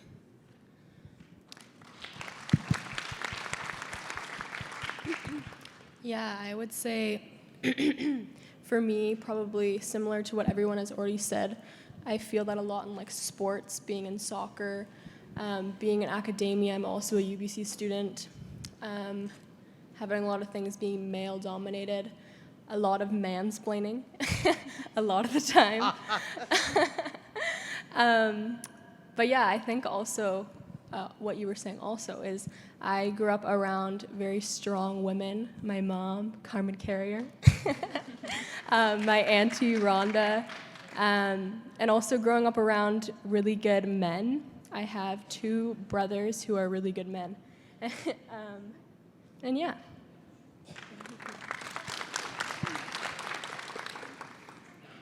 I think that of course I've experienced this throughout my life, but another area that I've experienced it is within myself.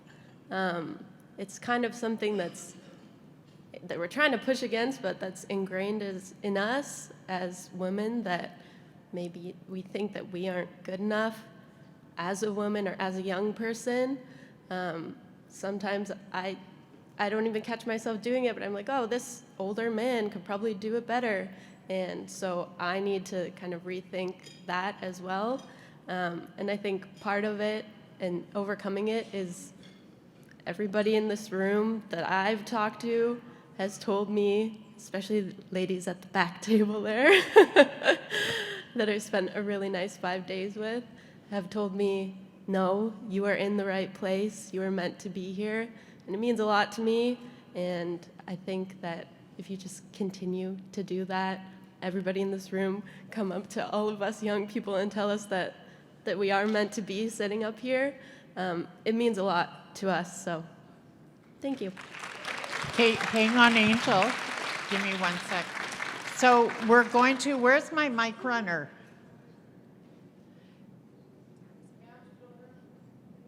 So we're going to do this now. The next 5 people are going to answer this question. It is going to be, and we're starting with her, the one that didn't tell us her name when she taught. What would you like to see LFMO do to increase gender equality for Métis young women? So I'm gathering that I'm in a lot of trouble for sitting over here. You're not in trouble. So my name's Mackenzie Gu Cormier. I'm from Winnipeg, Manitoba. And I think the LFMO is doing so much already. And I'm just so blown away by the whole organization and all these wonderful women who've put these things together that I couldn't even have dreamed of 2 weeks ago. So I think a lot more of the same would be wonderful. Even just if there's a program that we can get in high schools and elementary schools, something we can start up to inform Métis youth when they're even younger, that these things exist, that there's these possibilities just waiting for them. I think that would be amazing. Wonderful, thank you. Angel? So I'm going to take a page out of Her mic's not working. Hello? Okay. So I'm going to take a page out of Melanie's book and go off track for just a second. I just want to acknowledge that when the question was asked if we had faced gender discrimination, every single person said yes in some way. So I just want to ask the group, can you just raise your hand if you have faced gender discrimination in some way or another? We're all with you. Yeah. So there are people out there who say that gender discrimination doesn't exist in Canada. And I think everyone raised their hand. The other thing I want to acknowledge that every single person had a story of resistance of that gender discrimination. And I think that's something very valuable. And I can't, as a Two-Spirit person, I want to answer that question as well. I just want to encourage everyone to take a look at the constitutions of your Métis governance and ask yourself if Two-Spirit people are even acknowledged as people in those constitutions. Because I see every man and woman written in most of our legislation and governance papers, and according to those, I do not exist. And that's what I take out of them.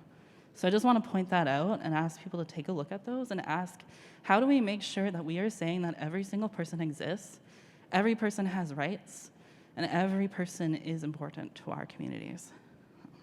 High five.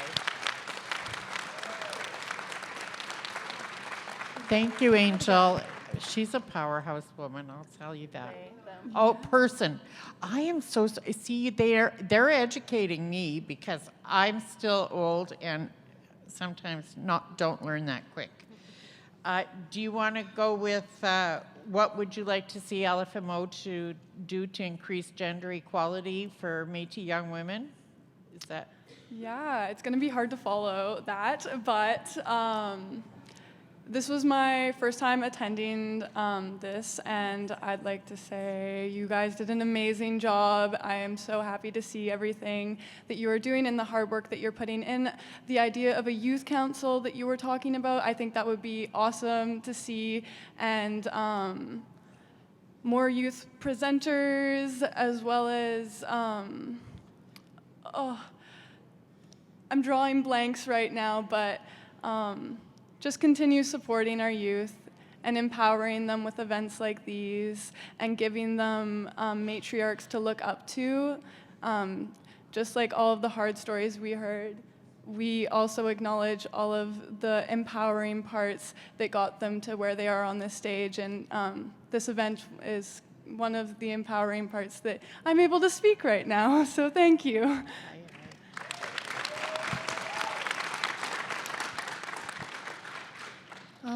Echoing what everyone has said on this question so far is that I think LFMO already does so much, but I'm 26 and I only found out about LFMO last year.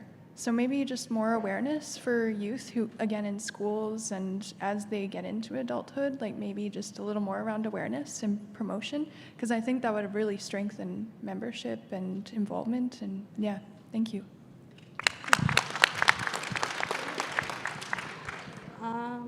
I think if we travel to different parts of Canada, you might be able to access different youth. Even if you make it into different communities, like travel to a specific community, you might be able to reach more gender diverse individuals, but also more youth that aren't able to travel for whatever reason, and women. And if you even do a men's group at some time, because I'm sure men have experienced stuff as well. Thank you. The last question that we're going to ask the last four, and Ashley, I wish we could do this for hours more, by the way, because they just are so amazing. Even when I mess up, and I do apologize, I need to really learn about how to identify and use the proper pronouns. And I want all of you guys to join me. We need to stand by and support our gender diverse community in a much bigger way. Oh, do we have a mic runner? Somebody wants to say something over there. Hi, Melanie, we always say this, but maybe next time we have a forum, we should put the youth first. Oh, just hang on. They're not done just yet. We did this pop-up on purpose. Oh, damn. Melanie's agenda. So how do we get more Métis youth involved in discussions on gender equality? Those are the question for the last four, and then I'll tell you about the rest of my hidden agenda. Hi, so I would say, like other people were saying before, just more awareness with LMFO. Like, this is my first time attending this, and I didn't really know too much about it before either. I had a friend that attended the Youth Environmental Summit, I believe it was, and I heard amazing things from her. So that's kind of how I found out about it. But yeah, just maybe more events with youth, whether that be over Zoom or I know we can't all get together all the time, obviously, but this has been a really great experience and it's definitely empowered me. So I think if we continue to do stuff like this, it'll continue to empower our youth and become stronger women and gender diverse people.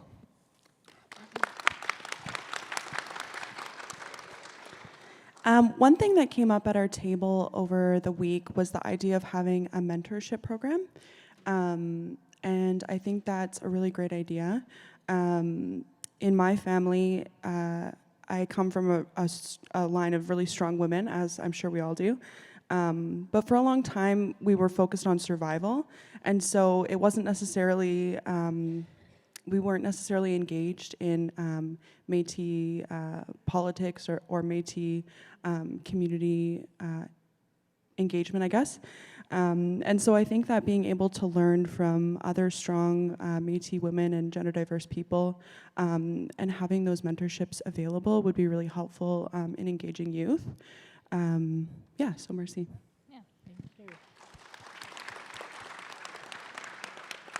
So I'm coming from a perspective of someone who works with the Métis Nation of Alberta in the youth department, and one thing I would say is that you don't have to reinvent the wheel to connect with Métis youth. Each governing province has some sort of youth network, whether it's a youth department that serves youth directly throughout the province, or it's a youth council. Each, within the Métis Nation of Alberta, we have a youth department and a youth council. We have youth coordinators in every region of the province. So reaching out and connecting with us, and we would be more than happy to share that information with youth across Alberta, and I'm sure the other provinces would as well. And we already have connections with youth, across the homeland in rural communities who are, difficult to access. So using those networks within the Métis Nation that are already there and not having to, spend that much time and energy and capacity and money to try to reach the youth when they're already being reached. So you can just reach out to me.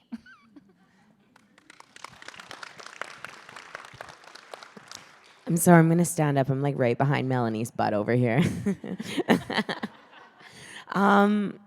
This is so specific and so many amazing things were said, but I love it when Jean Taillé comes to these things and rewrites mainstream Métis narratives that center men, like the story of the Battle of Duck Lake about the woman who was washing the floor and things. Anyway, I just love stories about Métis women, that's all.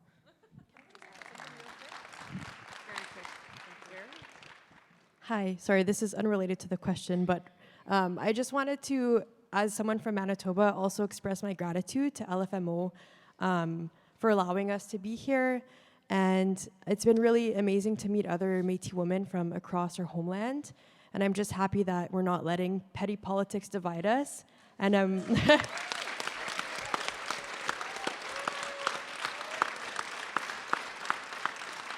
and a lot of times these are imposed colonial systems of governance as well, so let's not forget that. But I just really want to express my gratitude and merci, and we are really stronger together, so a big thanks. And I hope to see more people from Manitoba come to these events. So yeah, thank you. So I just want to let you know that when I said I had another agenda, including the young woman from Manitoba over there. You guys all have to put your name, email, and phone number on. We will be contacting you for more. You're not off the hook just yet. And Bailey offered herself up already, so we know she's on board. No, and Janice Friedel is the youth coordinator. She will be touching base. Did you want to say something? She needs a mic over there. So she's standing over there, and we are going to make sure that you guys are more involved. We need to have youth, not youth. We need young, amazing, powerhouse Métis women that have joined the Métis Sisterhood, even with their purple sashes today, to be here.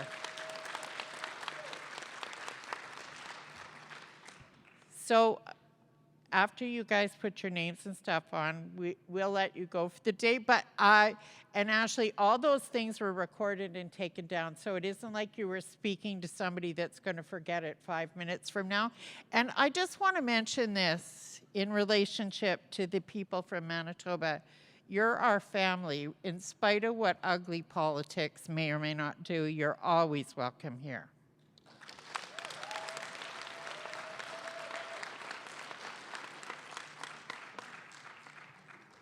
So I know people have to check out of the room. Some of you do. I want to do a few housekeeping things. Somebody lost these beautiful earrings. Okay, we found the owner of that. We have a pair of amazing reading glasses here, and they kind of don't look that good on me because I'd have to wear them like that. Okay, no. They ended up on the floor and were brought to me. And my boss is here. Did I do something bad? Are these your glasses, Lisa? Oh, we also have a pretty little ring that I know Ty has talked to you about before. It has this amazing little stone in it. And it's kind of like copper wire wrapped. It's gorgeous. So look on your pinkies, or Ashley, okay, so this would be my pinky. Look on for the rest of you on the thing. Oh, yes, Sydney. Kelly, I've got a whole bunch of young women here for you to talk to and do videos with for our REACH project. Pick what you want. Kelly asked me if I could find her young women, and I said, just hang on, I've got something going on. She said, can I find young women who could be on videos and help us promote on TikTok our REACH project? Here they are. So now we're going to make stars out of them. How's that? We have all their names, phone numbers, addresses, email addresses. Perfect. Yuri, you're going to be busy. Anybody own a ring? Were those your glasses? Maddie's. Okay. I'm glad we're able to find all your guys' stuff. So, for those of you, no, I'm a mom. Listen, I've been doing this all my life. Finding things my kids lost. Right, Jan? Now that I'm old enough that they're finding the things that I lose, though, so they're getting even. I want to let you guys know that for those of you that didn't get your expense checks, they're ready. Just go out to the front, and I have 10 names to draw. Right? What? Oh, 1 sec.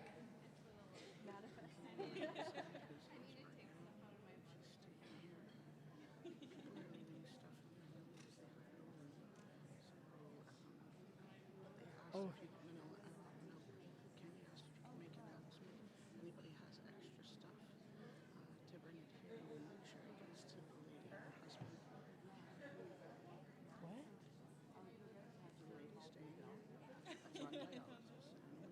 Yeah, I've seen her. Okay.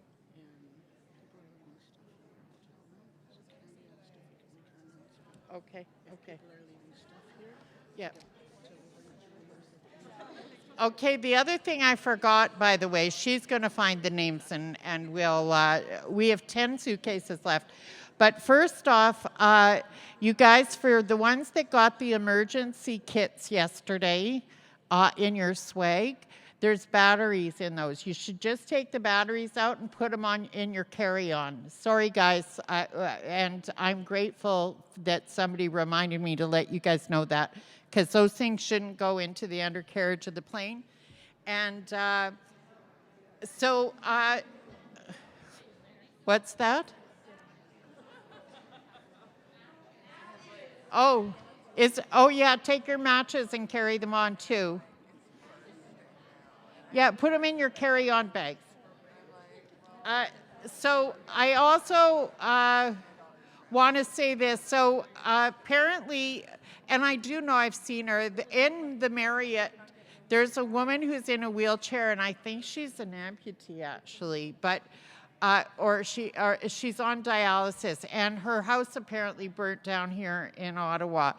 And so what Candy has asked us to say is, if there's things you guys aren't taking back that you didn't want, and I'm going to tell you this, do not give away your gifts if you want them, because we've got other things that we can give. As an organization, I'm a lot better equipped in Ottawa to be able to help her than most of you are. So, but if there are things you didn't want, please bring them here and we will give them to that lady to help her to maybe try to regarner some home for herself. Yes? Well, you know what? That might be a better idea even. So let's see what we can do. Just let us have it, because logistically I have to kind of figure out how to do that. And so that we can make sure that the money gets to where it needs to go. So 10 names. What?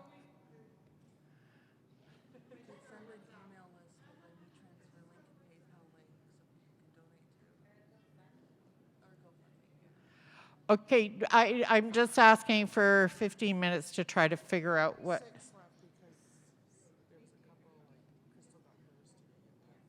Okay, there's only 6 left, sorry. We were holding off with the last few because we knew that people's names were called, and if they were coming for them late, we didn't want to give away suitcases we'd already given away. So anyway, here's the next 6. Melissa Jones. I left my magnifying thing over there. She's not here? She's sick? Sick people don't need a suitcase? Oh, okay. All right. Nope. Thank you, Luann. So, the next one is Rachel Brockman.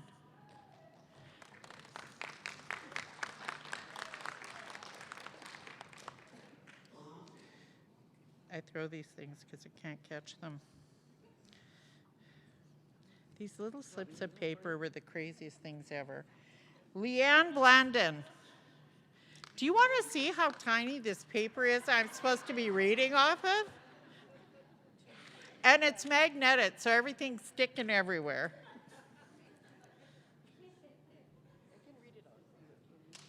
Kathleen Anderson. How many was that I did? The one that the one that's sick, we'll recall? Is that what we did? Hilda Lambert. Yeah, she's not here. I thought she wasn't.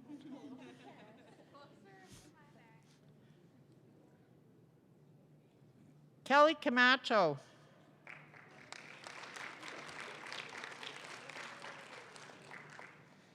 And last one.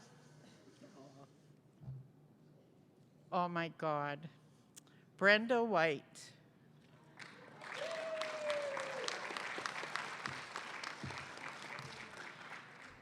So thank you guys so much. Don't think you're done yet. You got to go check out, and if you can, I know some might have to go for flights, but there is a fun little project that I know the IELCC thing looks like some kind of bad disease that we're going to give all of you, but it isn't. It's actually a fun thing to tell stories to each other. So, right? So come back if you can, and there is lunch being served. So can we take a mic to our grandmother Linda and have her say grace for the food? And also, okay, no, go say that.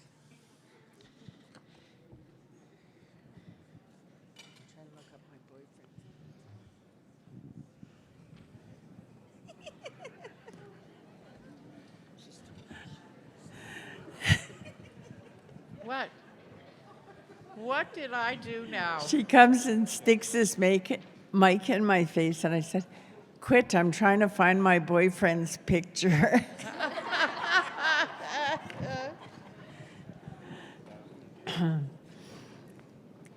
I want to remind people, too, as we leave today, to remember to call your spirit home, to go home with you, so that when you get home, you're all intact and snug as a bug. Because sometimes we leave chunks of ourselves here and there because we get so wrapped up in other people and other things. So I'm going to pray for the food.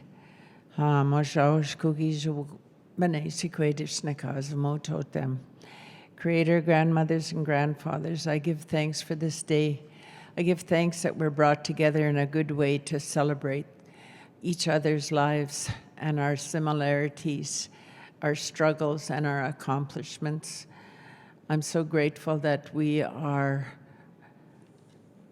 mentoring our young people so that they can take over the trail that we've been breaking for years. And I have a whole sense of hope and delight that so many young people are stepping up to the plate, because as an old lady, I worry about those things, and I worry about the young people of today.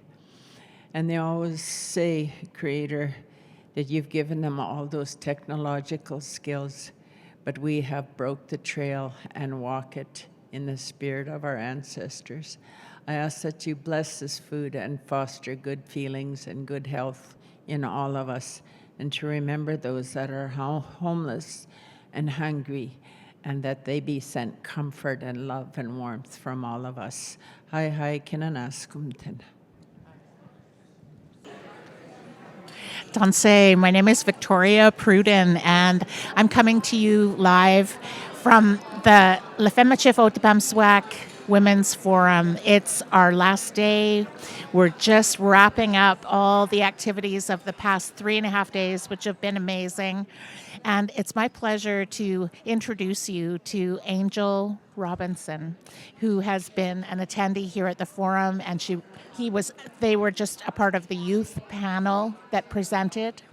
So, Angel, could you give your reflections about your participation here at the Women's Forum? Yeah, thank you, Victoria. So my name is Angel Robinson. My pronouns are they, them. I come from the Desjardins and Cardinal families from the Red River and Lac-La-Biche, and I traveled today from the territories of the Lekwungen and WSÁNEĆ people. It's my pleasure to be here on the traditional territory of the Anishinaabe and Algonquin people. I have really enjoyed this forum. I think it is so important to bring women and gender diverse people together. Sorry. I think when our women come together and our 2S LGBTQI plus people come together, the world changes. That's amazing. I'm really interested in your perspective as a 2S LGBTQIA person, advocate, leader. How are we doing in terms of ensuring that there's space for 2S LGBTQIA plus voices? Could you just comment on that? Yeah, so I think everyone is on a journey. I think it's very early in the process of bringing our 2S LGBTQI plus relatives home and bringing their voices forward. So I really appreciate the way that the women have always stepped up and taken the lead on bringing our people in. I think there's still a long ways to go. I think that we need specific spaces for 2S LGBTQI plus people to share our stories, talk about our realities and our lived experience, and rediscover our roots and our and the significant roles that we have played in our Métis communities, and also look to the future and how 2S LGBTQI plus people can continue to contribute. Fantastic. And last question. As a participant in the forum this year, what would you like to see happen for next year's forum? If you had a wish list, what would be on it? That's a great question. I'd really love to see more time, and I know that's a hard thing to ask for when there's limited resources, but I think that we need the time to connect as community, to have ample space to provide our voices. As you could probably remember, there's when the opportunity came up to speak, every table wanted to share what they had talked about. So I think there needs to be more space to come together. I think there needs to be more space for ceremony, more time to gather in a circle so that each one of us can see each other and hear our relatives speak. And also, a very simple one, non-binary washrooms. Fantastic feedback. Thank you so much for participating in this interview, for being here over the past 3.5, 4 days. Please keep coming back to our forums. Love hearing your voice. Thank you for being here. Good luck getting rid of me. Thank you. Danshe, hello everyone. This is Victoria Pruden coming to you live from the Lefemachif Otipemisiwak Women's Forum. Joining me, beside me here, is Kathy Berglund. She's been one of our delegates here throughout the 4 days of the event, and I'm so pleased that you're able to take the time to chat with me. So, Kathy, you have a pretty special story about something that happened during your time here at the Women's Forum. Would you like to talk about it? So, independently, in the middle of the night on Tuesday, I received a text from someone who found me online and said that she was similar last name and that she was looking for her family. Her father is a scoop survivor, and her family has not answered her inquiries about the dad's side. And she was looking for family. And so I said, I will help you. That is my family. And all during this event, we've been communicating. And I'm gonna cry at this part. So I'm gonna read the outcome of this as I was connecting her with some BC people and family. And then last night when we went to Parliament and we're walking around taking a break, I got a message from her. And it reads, I also saw so-and-so is your connection. She is my great-great-grandmother. We are pretty closely related. And I replied, yes, the same. You just found me. I am your family. Welcome home. She's excited. She always wanted to know about her dad's side. And I have that family history.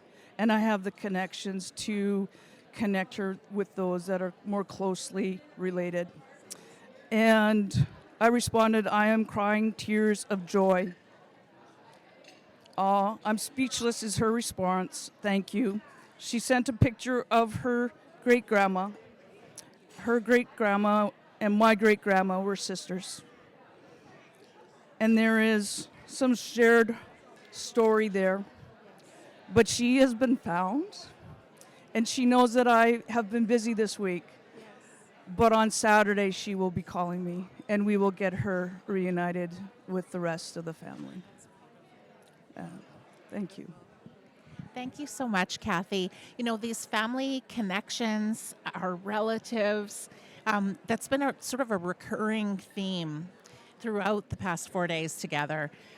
Relatives, relations, finding connections, finding out how we're related. What has this experience been like, being a part of this group of 200 plus Métis women? How have you found the experience of us all being together in the same room? I have a large family on both sides, and I'm well connected. But this is actually one of my few Métis events that I have come to. We never denied that we weren't Métis, but I was invited to come when I found out on Monday, and I was excited. And it's been fabulous. I love meeting people. I love meeting new people. And I love being connected to family and the heritage and learning about that. And I think when women are united, it doesn't matter where in the world, who you are, what's your background. When women are united and not divided, we can do incredible things. And we're going to do some incredible things. Thank you so much, Kathy, for taking the time to participate in an interview and share that beautiful experience that you had.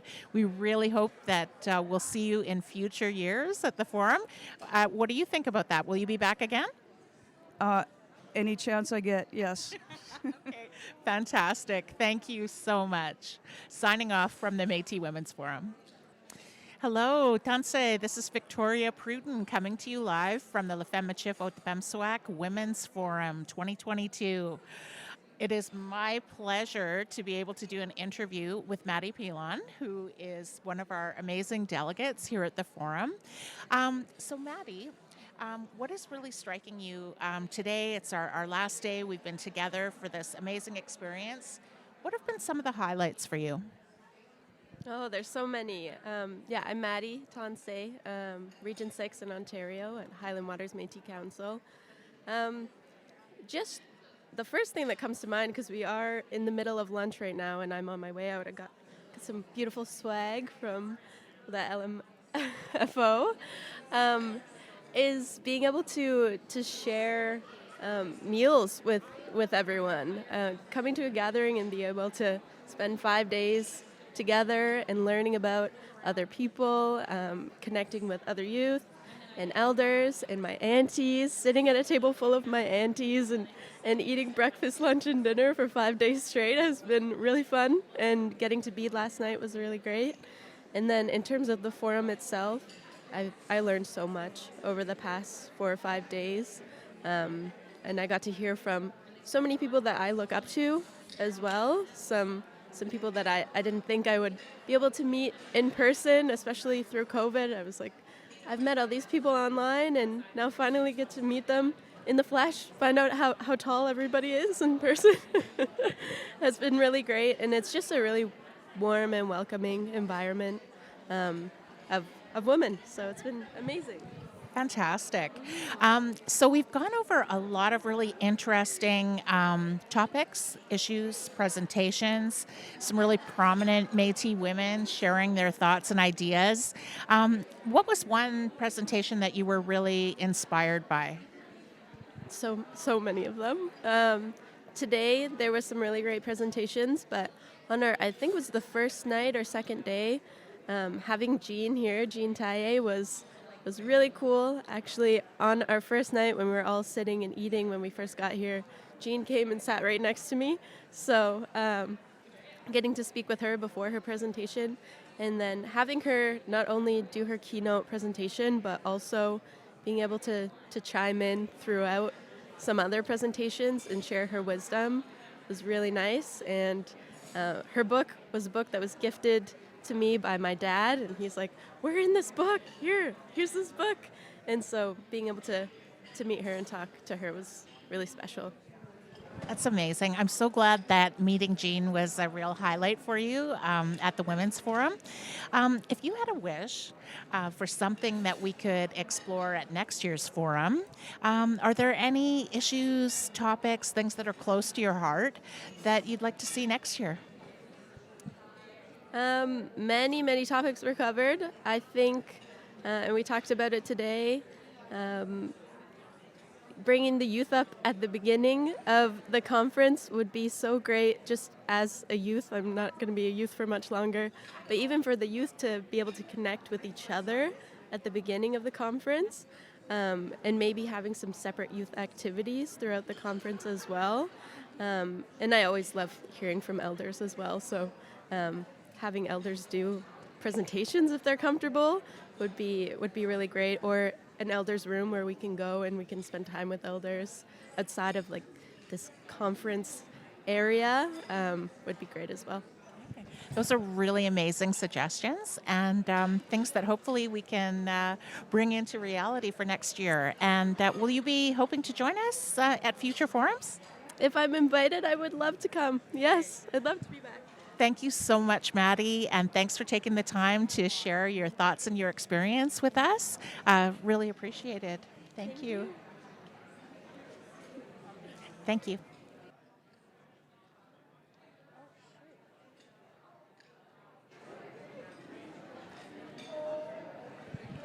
Danse, this is Victoria Pruden, and I'm so happy to be joining you from the Lefemachif Otipemswak Women's Forum.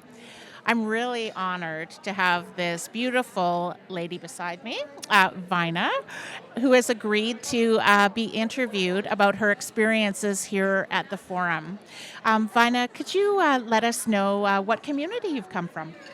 I come from Bonnyville, Region 2, but I live near Dewberry, Alberta, and but that's our region, Region 2. And I was born and raised on the Métis settlement, Fishing Lake Métis settlement. And I'm just so happy to be here. That is wonderful. So we're here. We've made it through 2 years of COVID and the pandemic, and we're finally able to travel again. We're able to be here in person. What have been some of the best moments about being Métis women together at this conference? Wow, it was just amazing. It was so powerful to see all these women together and the positivity that was here.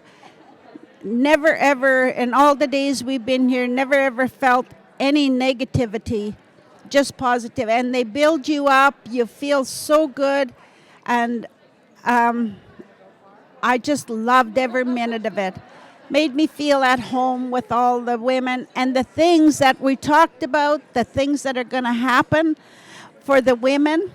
And there was an elder that once told me that when women and men are like the wings of an eagle, equal as the wings of an eagle, that's when we'll have peace on earth. Yeah. That is a beautiful teaching. Yeah, and I'll never forget that because I thought, look at this. The women are starting, they're so smart. There's so many smart women here and brave and, and it's amazing. And I thought, wow, what the elder told me, I think it's happening. And then like with the climate change and, the things that we're trying to stop doing things. And my mom, she knew, I think she was, she was born before her time because she said, the water, she always talked about the water, the clean water. And she's, we couldn't waste water or put garbage anywhere because she always said, someday water's going to be worth its weight in gold the way things are going. So she knew that, we were not taking care of the water like we should have when the oil companies and that came into the settlement, and they were draining the water using too much of it. So she knew that something was going to happen with the water, and she talked about it all the time, about the oil companies using all the water and stuff, and digging down, in the earth. And she said they hit water veins, because there's water veins there. And she said, and that wrecks the people's wells and everything else that's there. So yeah, she was worried about that. And I thought, wow, I remember her saying that, and I think she was probably here. Her spirit was probably here with me, because that came into my head, and she must have said that like 50 years ago. But I remembered it when we started talking about the land and the water, and it was amazing.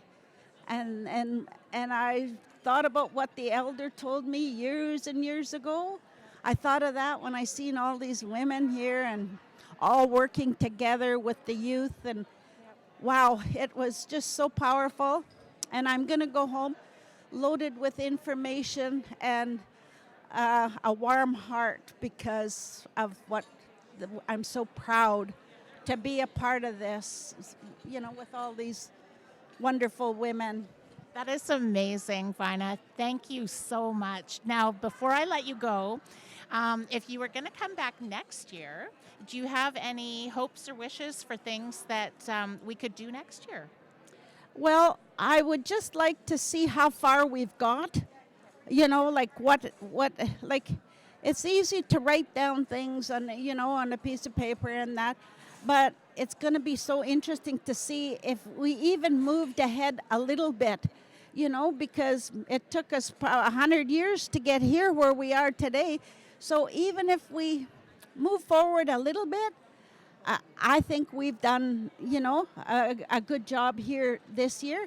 And I'm so excited to see what next year brings, and how things are going to be different next year, and what we all got done. That is amazing, Vina. Great suggestion. And I'm looking forward to seeing you at next year's forum as well. So thank you, merci, Kananaskumtin. Thank you for being part of this and for doing the interview. Thank you so much, everyone.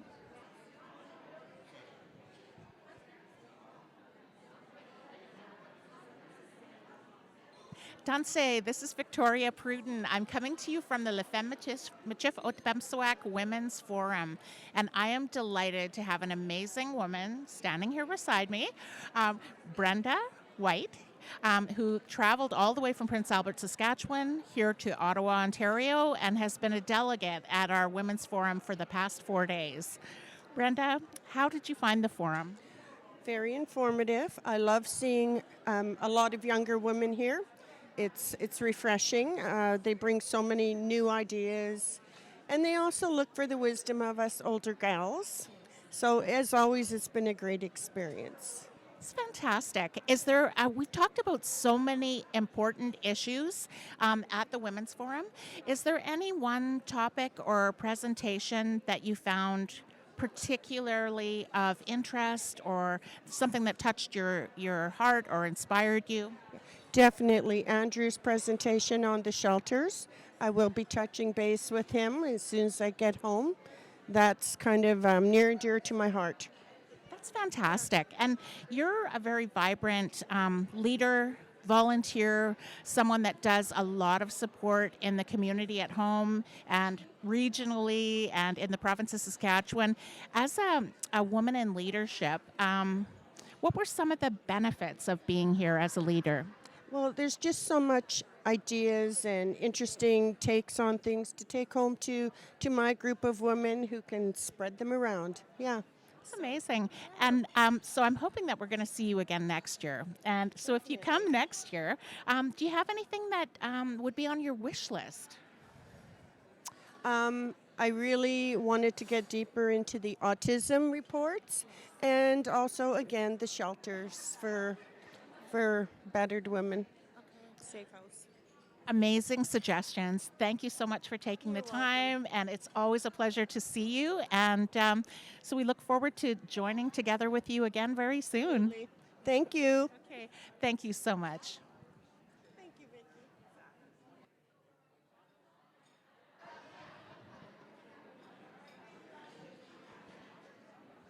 Tanse, this is Victoria Pruden, and I'm coming to you live from the Le Femachif Otipamswak Women's Forum. I am delighted to have one of our amazing Métis women in leadership standing right beside me, Suzanne Jackson, President of the Métis Nation Ontario Women's Council. Thank you so much, Suzanne, for taking the time for a short interview.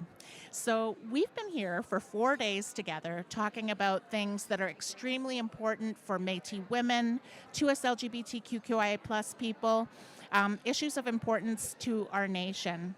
So what has this experience been like for you? It's been enlightening, it's been heartwarming, it's been uplifting. There's so much information that was shared and thoughts and opinions from all across the motherland. It was great to see so many women with so many different perspectives participate. Fantastic. And I'm really curious. We've had a lot of powerful speakers this week and amazing experts. Is there any particular topic or session that kind of lit a fire for you? Criminal justice is always a hot spot for me. We really need to get in motion and get in place a system that works for our women and girls, our 2S LGBTQ, and the families of our missing and murdered Indigenous women and girls. Absolutely. Now, reflecting on the topics, the things that you're bringing back to your community, to the Métis Nation of Ontario Women's Council, is there anything on your wish list that you'd like to see us do for the next policy forum? Again, criminal justice. We can't get enough of that activated in our communities. That and mental health awareness. We've got women that are struggling with mental health issues and homelessness. Like there's, it just all one perpetuates the other. Absolutely. Thank you so much, Suzanne. And before I let you go, what was it like for you after, coming through the pandemic, COVID-19, not really being able to have a large women's gathering like this for over 2 years? What was it like being in the room with 200 plus Métis sisters? What I can say is there was a lot of tears. When we hugged and greeted each other for the first time in so long, there was a lot of tears. So it was wonderful. Amazing. It really filled our spirit. So thank you, Suzanne. Amazing to spend time with you. So I just want to say one thing. Victoria and I are rocking our Métis boots. We've seen some amazing footwear and jewelry and ribbon skirts and regalia. It's been really amazing to be able to enjoy that together and celebrate who we are as Métis women. It's true. Yeah. It's true. What a wonderful opportunity. Merci, Suzanne. Thank you so much, and we'll see you next year. Yes, ma'am. Thank you. Thank you. Good afternoon, women of the Métis Nation. Le Femachif Otipamswak. Bon après-midi. I'm sorry that I've not been able to join you this week. As you may know, I was diagnosed with breast cancer in June, and given my breast cancer treatment plan and the risk of COVID and other illnesses while my immune system is compromised, I haven't been participating in in-person meetings. It's my pleasure to be offering some comments today, though, virtually, as this year's National Métis Women's Policy Forum concludes. While I haven't been able to be with you in person, I have been logging in and viewing bits and pieces of the forum as I've been able to over the course of this week. And it's been clear that it's been packed, an absolutely packed few days, filled with great presentations and dialogue on some really important issues that matter to all of us. And I want to recognize the amazing work that's been done over these past 3 days and to say thank you, merci, for your commitment and your tireless work and your determination. It does not go unnoticed. Since its establishment in 1999, the Femme-Chef Otipemisiwak has worked with Métis governments like the Métis Nation of Ontario to empower Métis women and ensure that our voices are heard. This work is essential to community advancement, and I'm grateful that we have forums like this one to unite us in our efforts. Métis women, girls, and gender diverse folks are the backbone of our nation, and we all carry our own unique experiences. And it's just so important that as a community, that we recognize and we use these experiences to guide and educate one another. I want to acknowledge that although we have made tremendous strides, we still face discrimination and adversity, which impact many areas of life. And we've had an opportunity to talk about that this week. For example, as a result of Métis experiences within the residential school and day school systems, and racism encountered when accessing services, Métis women still experiences distinct gaps in income and income support. There are also distinct gaps in educational attainment, in unemployment rates, and median incomes between Métis women and men, and between Métis women and non-Indigenous women for the same reasons. Over the course of this forum, we have heard from speakers covering a wide range of topics, from mental health and sexual health to missing and murdered Indigenous women, girls, and two-spirit, lesbian, gay, bisexual, trans, and queer plus folks, a women's action plan for implementing UNDRIP, tackling climate change, and more. There have been many important discussions that will help drive us forward. As the president of the Métis Nation of Ontario and the first woman, two-spirit, and queer leader in this role, I have and will continue to work on addressing these ongoing challenges that were discussed here over the course of the week for the advancement of all Métis people, especially our most marginalized. As I said, I've been watching some of the sessions live through the webcast, and I'm heartened by the joy, thoughtfulness, and courage of all of you taking part this week. I want to take a moment to commend all of the speakers and participants of this year's National Policy Forum. It's because of your immense efforts that we're able to witness changes in our communities and beyond. Through the work that's being done here this week and the work that we'll be doing within our own Métis governments and communities, we have the ability to shape a positive future for Métis women. This is important, and I encourage you to continue having these discussions and taking what you've learned here and sharing it with others. Through these connections, we'll find growth. I am so honored to be a part of this beautiful Métis community. Thank you, merci, for all that you do. And to the grandmothers, merci for all of your prayers and your love and support. I am sending all of you a warm virtual hug, and I'm wishing you all safe travels back home or wherever it is that your path is taking you next. And know that I will see you soon. Good work. Merci. Thank you. Merci.